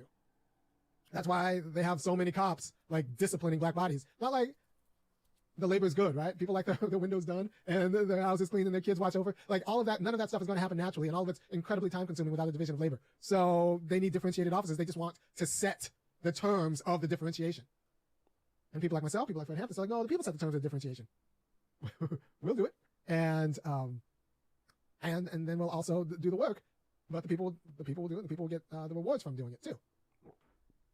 Right. So this romanticization of statelessness and this romanticization of nature, when the conditions of freedom call for both states and people, the organization of people, because people are emancipated in a way from nature. This is also why, like, pathology is a problem, and I have a problem with drugs, because if you're under the sway of a pathology, or if you're an addict, you're not really that, your judgment's impaired, and I need your judgment in order for me to be self-determining. I need you to be self-determining, which means I need your faculties working, so that you can apprehend the whole and you can have your judgment and we can talk. But if you're an alcoholic, or if you're like completely dependent on a substance, it's kind of hard to share power and rule alongside a meth addict, right? So I need you stable, I need you earning, so that we can make meaning together. So you empower the people, and so that the people can run. But yeah, it takes a while. It takes a little bit of education. This isn't something that you probably got in high school, or this isn't something that's I don't know. Share this video. And once again, if you like what I'm doing, which I think you should, go ahead, go to www.funkyacademic.com and share this video around in your social media, and kick in $5, $15, or $50 a month, because it'll pay for marketing budgets, and eventually I'd like a producer so I don't have to do all the back end stuff too, because if I have to do all the back end stuff and read books and finish my dissertation and like teach my kids violin, some things get lost. So I would like to actually hire a producer who could take some of the back end work out of it, and I could just prepare for the show and do the show, and then that would be great. What else do you need to know about Fred Hampton, the movie, the Judas and the Black Messiah? Right, so remember, the cops are just the contact point. They're a very important contact point between the black communities and fascism, but the end goal isn't getting rid of cops. I want to make cops less relevant, but the end goal is to understand the cops are the boots of the people who would exploit you and consider you disposable and consider you tools of their aspirations. So a lot of black people in the United States are the black flesh of white aspirations. And that's not a self-determining situation, being the black flesh of white aspirations. All right, so I hope that was, and once again, why power comes to the people, because people are emancipated from the dictates of nature, right? You need people in order to be free, because they're emancipated from the dictates of nature. You're not free when you're negotiating with a boulder that's coming down to get you. You're free when you're negotiating with a person, right? And so since you're dealing with a person, they can surprise you in good ways, and they could do things, they could play tennis or chess, whereas a tiger can only be a tiger, right? So you're only free with your interactions with a person, but that means people can be infinitely frustrating. And so if you can educate the people, they can frustrate the fascists, which is why the cops come down when anyone's serious about the prospect of political education. Remember, that's what Fred Hampton was trying to do. Because, there's a democracy. We want to empower the people, and we have to empower the people by clarifying their minds, but the quality of political education is what brought the cops down. And he was about the political education, because that's where the power is. You don't want to rule over the people. You want the people to be smart enough and have the judgment to rule with you as a people.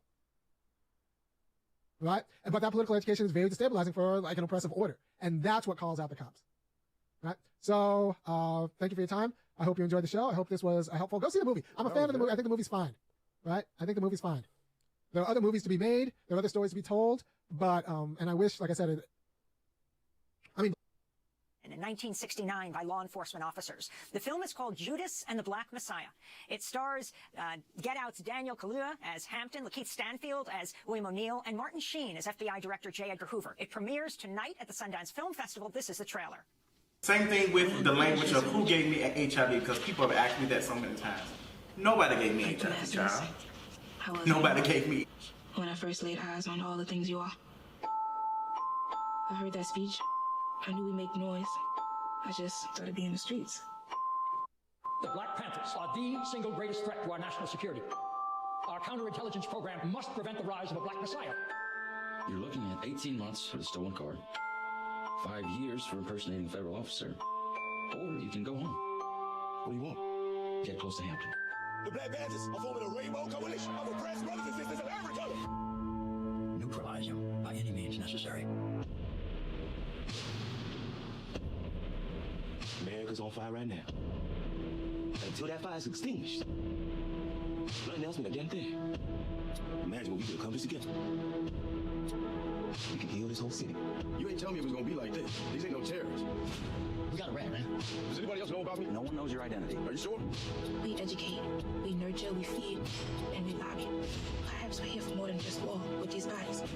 We scream, and we shout, and we live by this anthem. But it's power to the people really worth their ransom. When I dedicate my life to people, I dedicate my life.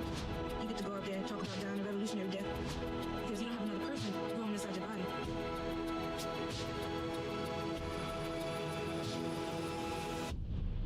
Anyway, there's people. There's power.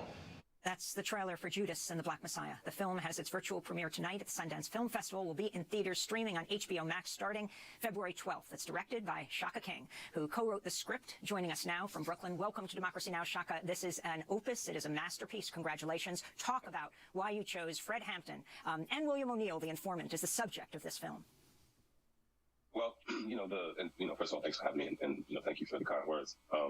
The idea actually was brought to me by two friends of mine, the Lucas brothers, and they reached out to me and basically said, we have this idea to make The Departed inside the world of COINTELPRO, and I just thought that that was a very clever vessel and kind of intelligent way to sort of Trojan horse a Fred Hampton biopic and introduce the world, a great segment of the world who was unaware of who he was and was highly unaware of the Panthers' politics and ideology, and obviously, as people know, there's just been so much negative propaganda put forth about them, the Panthers as an organization, that I just thought it was an opportunity to kind of correct the record and couch it in sort of this genre movie that would go wide to the masses, as opposed to just focusing on people who already were aware of it. And your decision to actually to try to humanize William O'Neill, the undercover agent, showing the conflicts within him as well. It reminds me very much of another undercover agent in New York City, Eugene Roberts, who was on the security detail when Malcolm X was killed and who was a key figure in the Panther 21 trial because he infiltrated not only Malcolm X's organization, but the Panther Party as well. Also an individual torn in terms of his role. Could you talk about your decision to make William O'Neill such a key figure of the film? Yeah.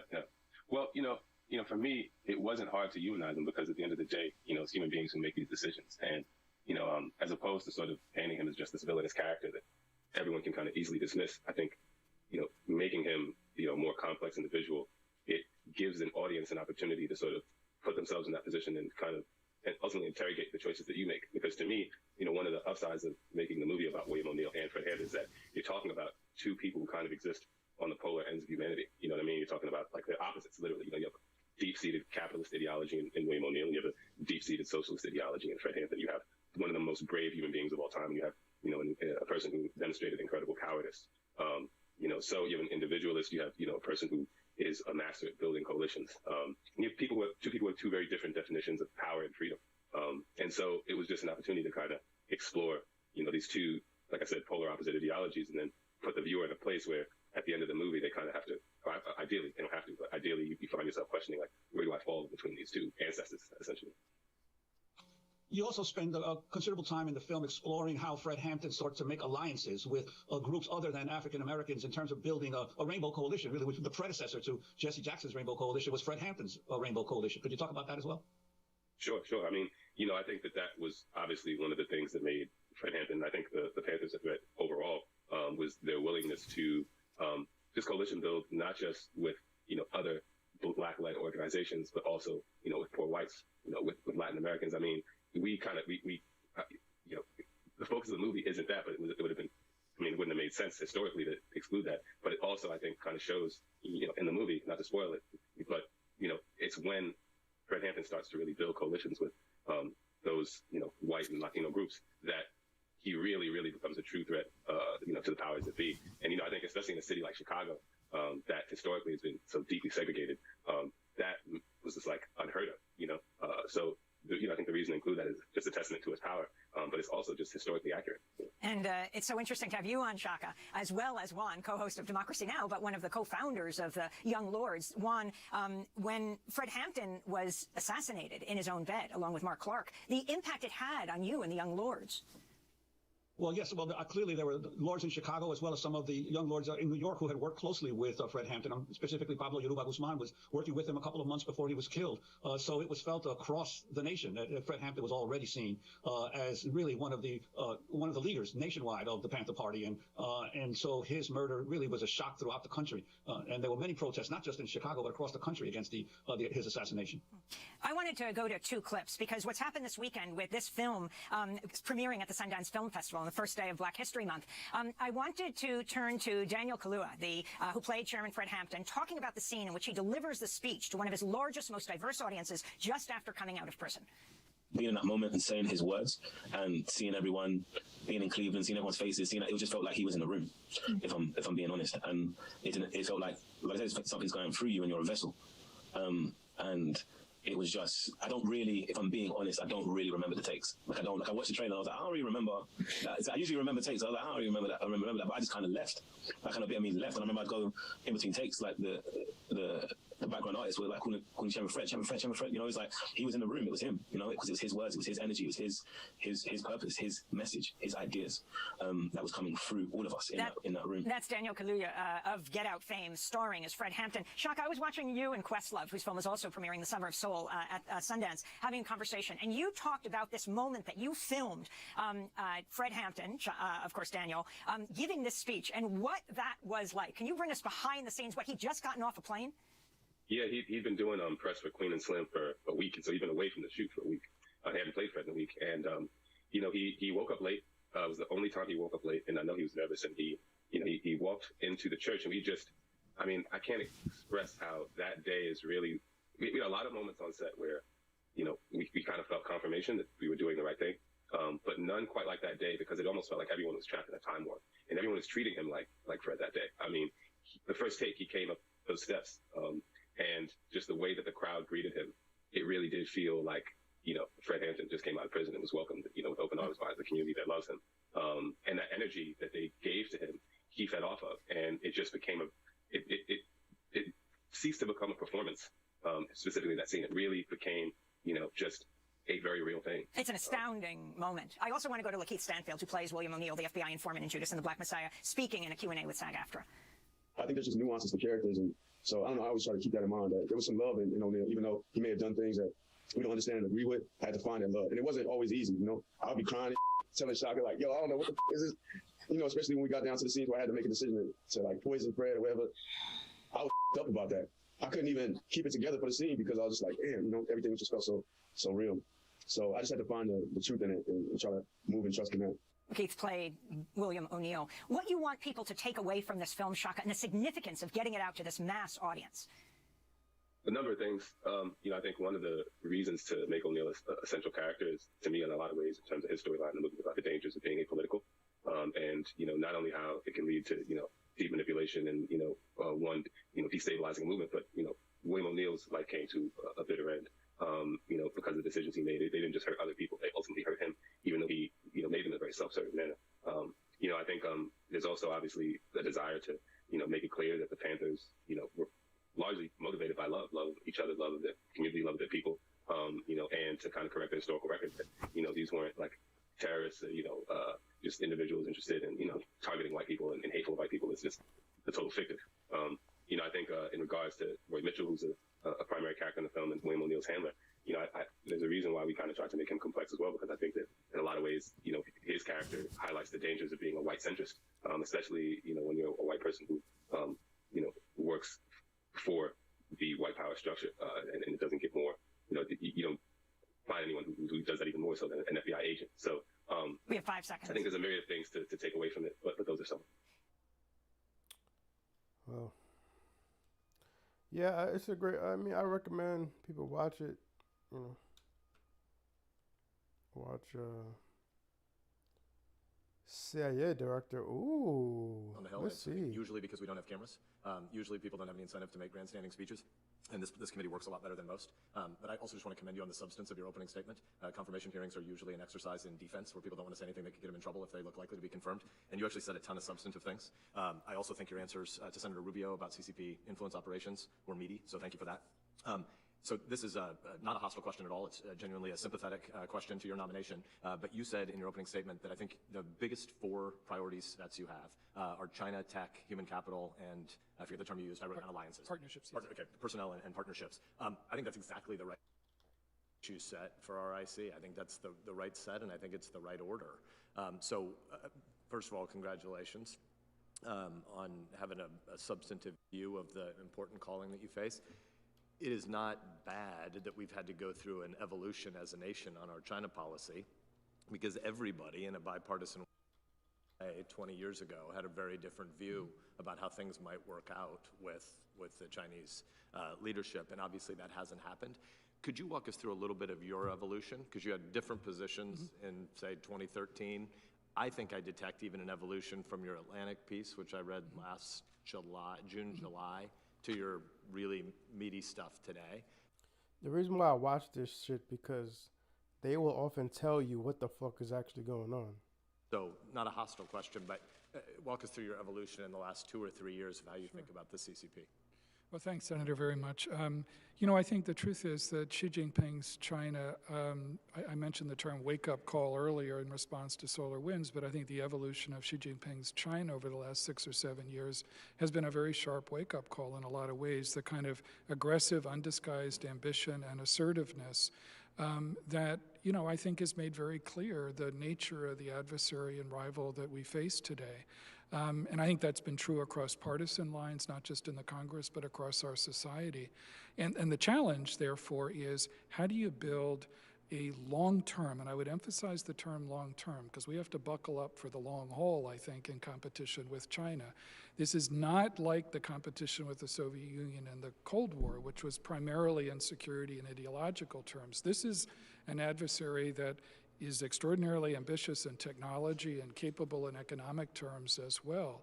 And so it's buckling up for the long term and developing a very clear-eyed bipartisan strategy, which I think is entirely possible right now. My role, if I'm confirmed as director of CIA, will be to try to ensure not only that we approach this issue with urgency and with a very sharp focus, expand our capabilities, over the next couple of years, but then deliver the best possible intelligence about the nature of Chinese intentions and capabilities. That's the only way we'll be able to sustain that kind of long-term strategy. And then the only other thing I'd say, Senator, as we discussed before, a critical part of that is going to be working with allies and partners, because that's where, Xi Jinping's China and its wolf warrior diplomacy has actually created opportunities for us, because it's helped open the eyes of lots of partners and allies, not just across Asia, but in other parts of the world, to the nature of that threat as well.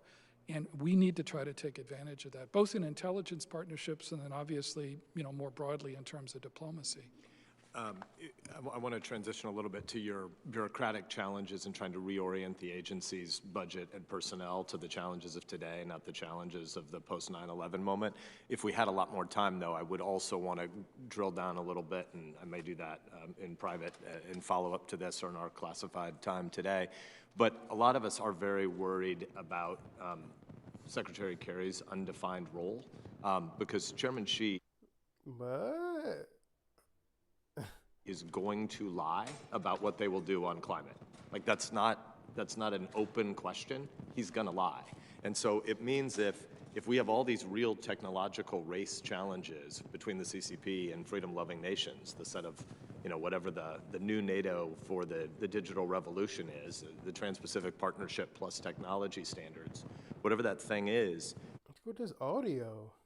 If we take the pressure off in the alliance that we're going to build, because there's some climate summit going to happen in 18 or 24 months where he's going to promise a bunch of pie in the sky, then everything we're saying ends up being a house of cards. So a lot of us are worried about the climate lies that are going to come from China as a way around this. But I would like to ask you, in the post-9/11 moment, it was right for us to be focused on the global CT threat and the spread of jihadism. That's not the biggest challenge we face right now, and yet most of our IC budget and personnel still has these lingering effects of 2002, 4, 6, 8, and 10. How are you going to make sure that the pivot toward the Pacific is really operative in budget and personnel decisions under your leadership?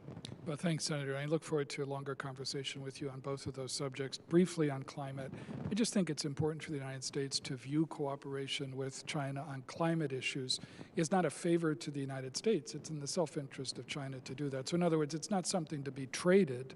It's in the self-interest of China as well to work on these issues. And it's important for us to be clear-eyed about that, as I'm sure the President and Secretary Kerry will be.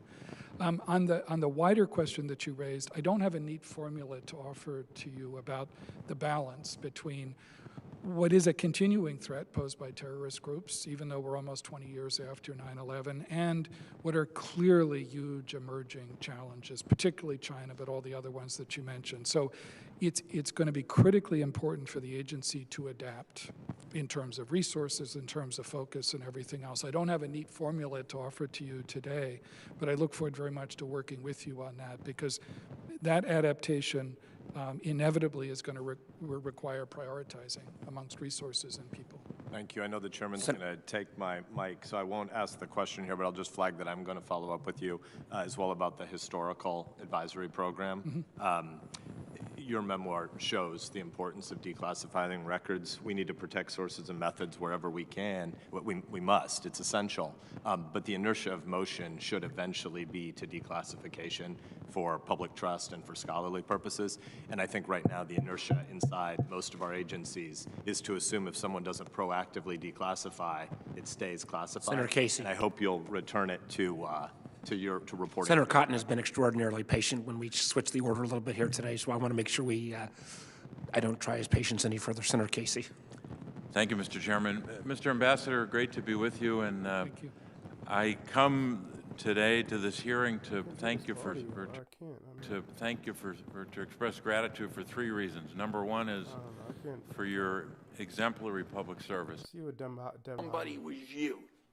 So I'm very appreciative, and as we move to wrap up the consideration of this important nomination, I want to clear I'm all in supporting Congresswoman Holland, and we'll hopefully get a chance to make those points on the floor of the United States Senate.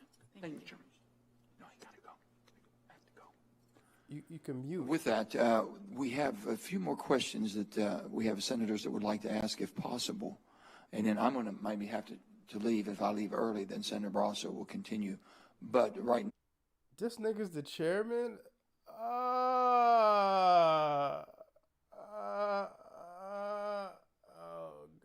Now we have a few. I'm gonna submit my questions, and I just want to thank you for coming back and being so diligent and. Wait, she's not seeming like a not nice guy right now. And doing such a good job. I really appreciate Congresswoman Holland very much. And with that, I'm going to turn my time over to Senator Brasso right now for questions. Thanks very much, Mr. Chairman. We have a couple of different things, and people have these questions because we're very concerned about our communities and where we live, the jobs that are included and related, and this major role that the Department of Interior plays in the lives and the livelihoods of so many people in our home states. On February 4th of this year, a couple of weeks ago, I sent Acting Interior Secretary a letter which included 22 specific questions about his secretarial order banning oil and gas leasing on federal lands and waters for 60 days. On Monday, the Acting Secretary sent a response which largely restates his secretarial order and fails to answer my specific questions. So I'm going to resubmit my 22 questions that will be addressed to you in writing and be part of the hearing record for this hearing. Now, to me, it's unconscionable that the people of Wyoming cannot get a straight answer from this department. And I know you're not in that position now, but there is an acting secretary who is refusing to answer the questions. So can I get your commitment that you will answer my questions as they're coming to you in writing? Yes, Senator. I appreciate that because I know the staff at the department is going to help you respond to the written questions from all of us in the committee, and I'm confident that with your help we can get answers to these questions, so thank you. I want to follow up a little bit. We've had questions about the Endangered Species Act. It's an important conservation tool, as you've said, that was enacted to protect species from extinction. The proper application of the law has resulted in the recovery of several species. It's important to me that the law be applied in a responsible manner so that we can protect the species that truly need protection. Yesterday, when you were asked why you would sponsor legislation that would put the grizzly bears under permanent federal protection, permanently, your bill in the House with your name on it, Okay. you said, I imagine at the time I was caring about bears. Well, I want to make sure you care about the law. There's a Not the law. law of the land. Will you commit to doing everything in your power to fight the frivolous lawsuits and delist species that government scientists have concluded are fully recovered? Thank you, Ranking Member Barrasso. And I know that the Endangered Species Act is extremely important, as you said. If I'm confirmed, I would seek partnerships with states, with tribes, with local communities to talk about this important issue. And I'm talking about the law. Son, is my son okay? sir, I will always follow the law. Thank you. The global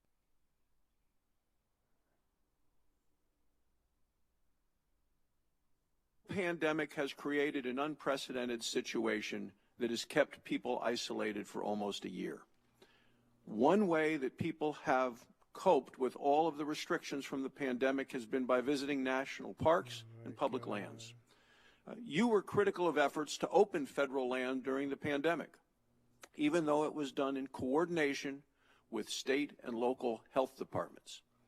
It's important to me that we are ensuring that the public has a place to go during this public health crisis. Is it though? When there are very few other options. Will you protect access to our national parks and other public lands during the pandemic? Ranking Member Barrasso, yes. I believe now that President Biden is in office, there is a mask mandate on our public lands and in our national parks, and I feel that if everyone does their part to social distance and be careful and wear their masks, that we will have more of those opportunities. Yesterday, you said you wanted to move forward with President Biden's Build Back Better plan that would, as you said, create millions of jobs in clean energy. Your quote from yesterday. So recently, John Kerry claimed that the fastest growing job before COVID, he said, was solar technician. And he said that the administration would give fossil fuel workers, in his words, better choices. And that the Washington Post fact checker then just looked into what former Senator and Secretary of State Kerry had to say. This is what the Washington Post fact checker said. They said he was offering false hope from the administration with a misleading use of statistics. The Washington Post went on and said it identified about 10,400 new wind and solar jobs over the next 10 years. We're talking about maybe 1 million. That seems like some bullshit to me. Energy jobs. 10,000 over the whole country if we invest. Like, with what metric? If we don't invest, if we don't subsidize, or if we do? Lost, and the Washington Post says of John Kerry, you're talking about 10,000 jobs relative to 1 million. Do you have any evidence to dispute what the Washington Post has said about the statements coming out of this administration and the false hope being offered? Senator, what I can say is I'm going to fight hard for every single job. I want people to work. I know what that's like, and I promise you that wherever I have opportunities, I will take them to make sure that people have secure futures. Every family deserves to have a roof over their head. Well, we've heard similar types of rhetoric that we've heard from this administration and from John Kerry back in 2009 under the Obama administration, and we ended up with failures like Solyndra.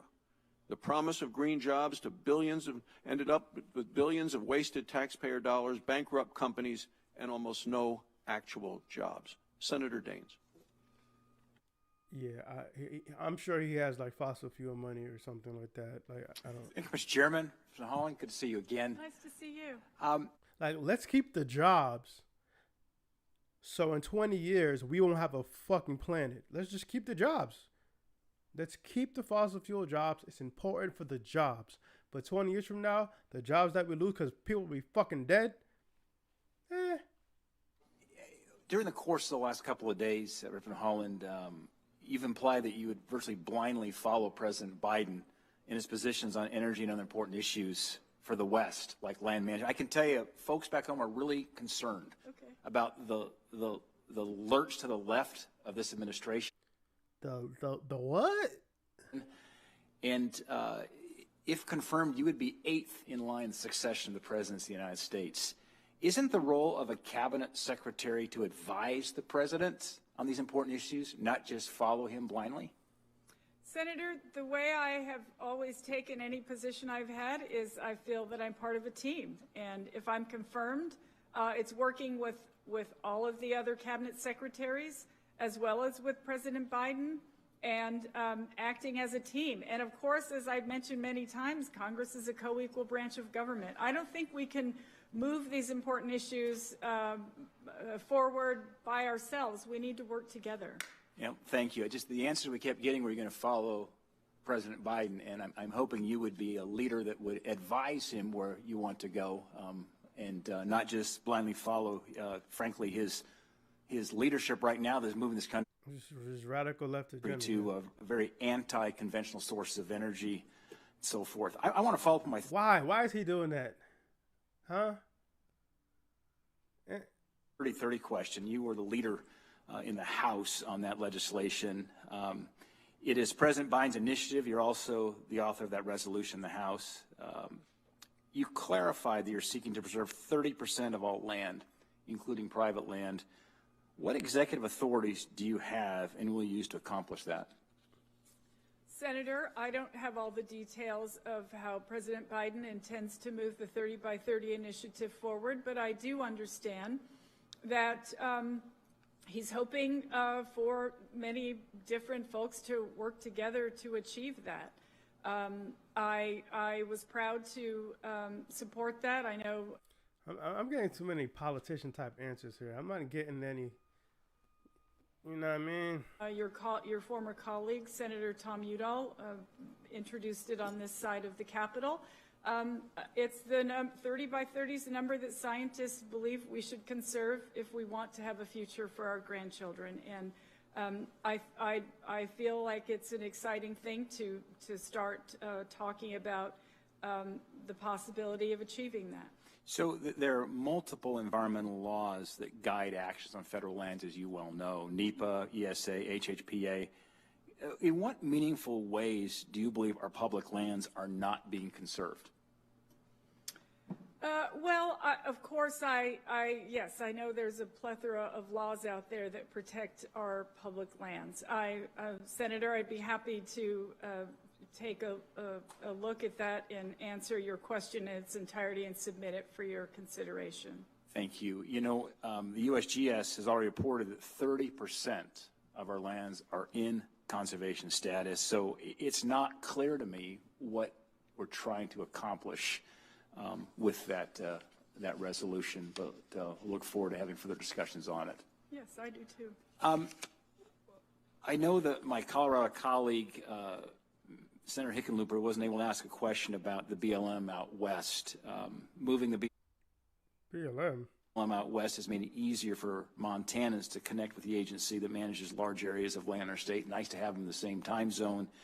On March 10th of last year, you said that the Department of Interior was attempting to dismantle the Bureau of Land Management by moving the headquarters to Colorado. Why do you believe that moving the BLM headquarters to Grand Junction was so wrong? Senator, at the time I heard from a lot of different Indian tribes, quite frankly, who were upset about that issue. Now that the BLM, the Bureau of Land Management office, is moved to Grand Junction, and additionally, I know a lot of career staff left the Bureau because of that. They didn't want to move. I think that we need to first consider the well-being of the career staff there and take a good look at the issue. I don't have any intention at this moment of changing things, but I am not there yet. If I'm confirmed, that'll be an important issue to look at. So at this point, then, is your sense you'd keep the headquarters there in Colorado? I know Senator Hicklin would probably want to ask that question. I'll ask it for him, for the folks in Colorado. He has spoken with me regarding that issue a few times. Thank you. I want to ask about some multiple use questions. It's very important to our public lands in Montana and across the West.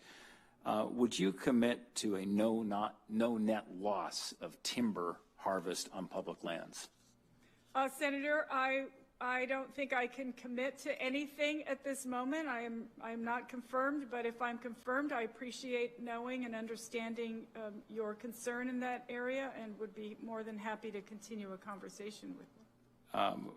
Regarding no net loss, what about grazing permits? Would you commit to no net loss of grazing permits?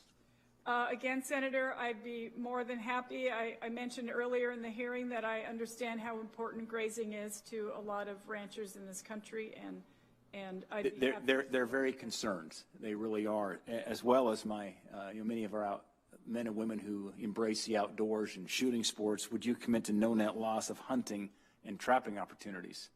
I support hunting and fishing, and I support the outdoor economy. I think it's important. Would you commit to no net loss of it? The concern is losing it on a net basis. We look at it. There's a lot of concern right now about some of the your prior statements and what that might mean to policy outcomes and ultimately net loss of hunting and trapping opportunities. Senator, I understand, and I promise you that I will talk with you. I will do my best to make sure that that those folks have opportunities to have their voices heard. Senator Ross, can I ask one more question? You okay on time? Thank you. If you put up chart number 4, and Representative Holland, I appreciate your patience with all the questions you're receiving here, and I thank you. Of course. Thank you for your answers. During our meeting, when I asked you about active forest management, you responded that NEPA comment periods needed to be longer. And behind me is a map of a forest project that was proposed by the Rocky Mountain Elk Foundation, a great wildlife conservation organization headquartered in Missoula, Montana. Half of the project area burned because it was delayed by litigation. It was, in fact, burned while it was middle of that delay. Do you really believe that extending the NEPA comment period is the best way to increase the scale and the scope of active forest management? I'm not saying that extending is the best way. During our conversation, Senator, I think I was referring to the idea of public comment periods with respect to, for example, areas in my state where folks don't have access to internet. For example, they were taking comments only on the internet, and if you don't have internet and if you don't have computers, it's difficult to make your voice heard. I think what we need to do is make sure that folks who have opportunities and a means to weigh in when these issues are important to them.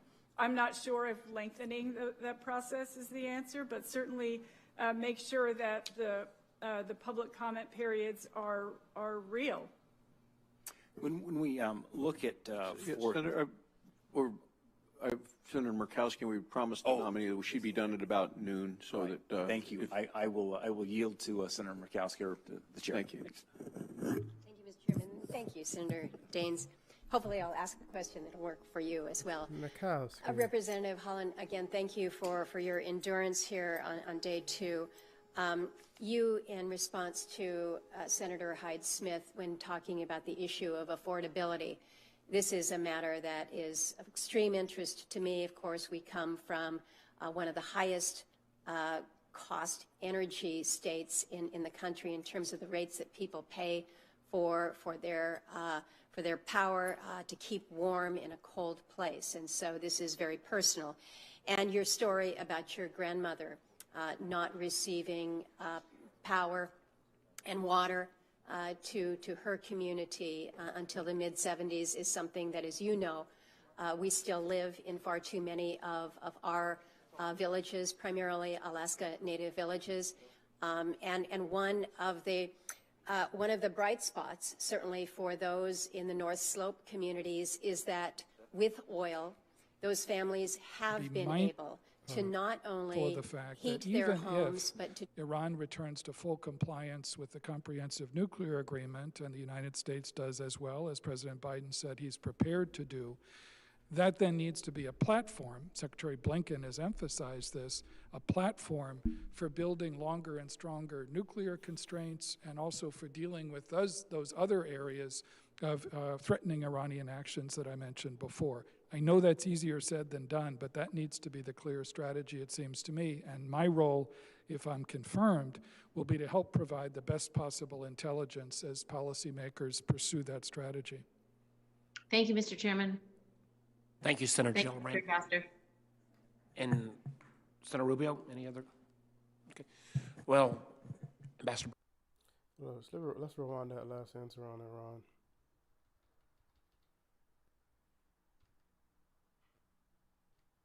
I know this assessment will not today.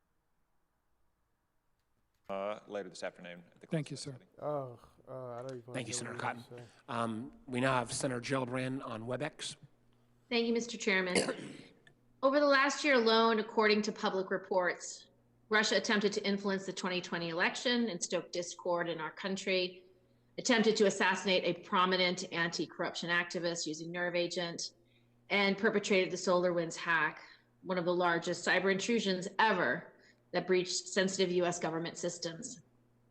Obviously, you've served as ambassador to Moscow, you speak Russian. Where do you think we should start with the Kremlin? And if you are confirmed, what would be your approach to this profound challenge? Well, Senator, it's nice to see you, and I enjoyed our conversation earlier this week. Yeah, certainly I think it's a huge mistake, as I said earlier, not to underestimate the challenge and the threat that Vladimir Putin's Russia can pose to the United States. My own view in the past, both serving as a policymaker and then as a private citizen, has been there's no substitute for firmness and consistency in dealing with Putin's Russia and working as closely as we can with allies and partners who share those same concerns. I know the Biden administration is soon to produce an assessment of all of those issues that you just mentioned, from SolarWinds to the poisoning and then the cruel absurdity, as the chairman has put it publicly, of sentencing Alexei Navalny to years in a penal colony for failing to check in with his parole officer, when the reason he failed to check in is that he was in a coma, having, after an attempted assassination attempt, clearly sponsored by the Kremlin, to poison him to death. So there's a whole range of issues on which I know this assessment will not only provide the best intelligence that we're capable of on exactly what happened in those instances, but also a sense of the consequences for them as well. And so if I'm confirmed, I look forward very much to participating in that effort and in what flows from it in the future. So the short answer, Senator, is I think there's no substitute for firmness and consistency and being clear-eyed, because the reality is that I think in terms of American policy of U.S.-Russian relations, as long as Vladimir Putin is the leader of Russia, we're going to be operating within a pretty narrow band of possibilities, from the very sharply competitive to the very nastily adversarial. Yes, I think we also will have a similar challenge with regard to China. And obviously, there's a great deal of strategic competition with China right now, but we also want to have some kind of engagement strategy. Can you expand upon your views on what you would like to do to approach China? Well, I think, again, if I'm confirmed as the director of CIA, my role won't be as a policymaker anymore, but I think the core of sound policy choices is the best intelligence we can provide about the intentions and capabilities of Xi Jinping's China. And that's something that we need to develop ourselves. We need to work closely with allies and partners who share many of those same concerns. So, as I said earlier, Senator, I think it's absolutely important to be quite clear-eyed about the long-term nature of that challenge from, an adversarial China under Xi Jinping's leadership, and to help policymakers think through the various ways in which those threats can emerge, to look carefully at vulnerabilities, whether it's in supply chains or in other areas, and to always be mindful of the value for the United States of working closely with allies and partners in developing that intelligence, but also in developing and executing smart policy. And your third large challenge, or at least for the nation, President Biden, is Iran. And I know you were instrumental in the negotiations under the Obama administration. What do you think the approach will be with regard to Iran? Well, I've always thought that the key to dealing with the variety of threats that are posed by Iran today is a comprehensive strategy, of which preventing Iran from developing a nuclear weapon is only one part. It has to be a strategy that pushes back against threatening Iranian actions, whether it's in developing ballistic missiles, in destabilizing its region, or subverting other governments, or human rights abuses against its own people. And so I think in all those areas, we have to be mindful of the fact that even if Iran returns to full compliance with the Comprehensive Nuclear Agreement, and the United States does as well, as President Biden said he's prepared to do, that then needs to be a platform, Secretary Blinken has emphasized this, a platform for building longer and stronger nuclear constraints, and also for dealing with those other areas of threatening Iranian actions that I mentioned before. I know that's easier said than done, but that needs to be the clear strategy, it seems to me. And my role, if I'm confirmed, will be to help provide the best possible intelligence as policymakers pursue that strategy.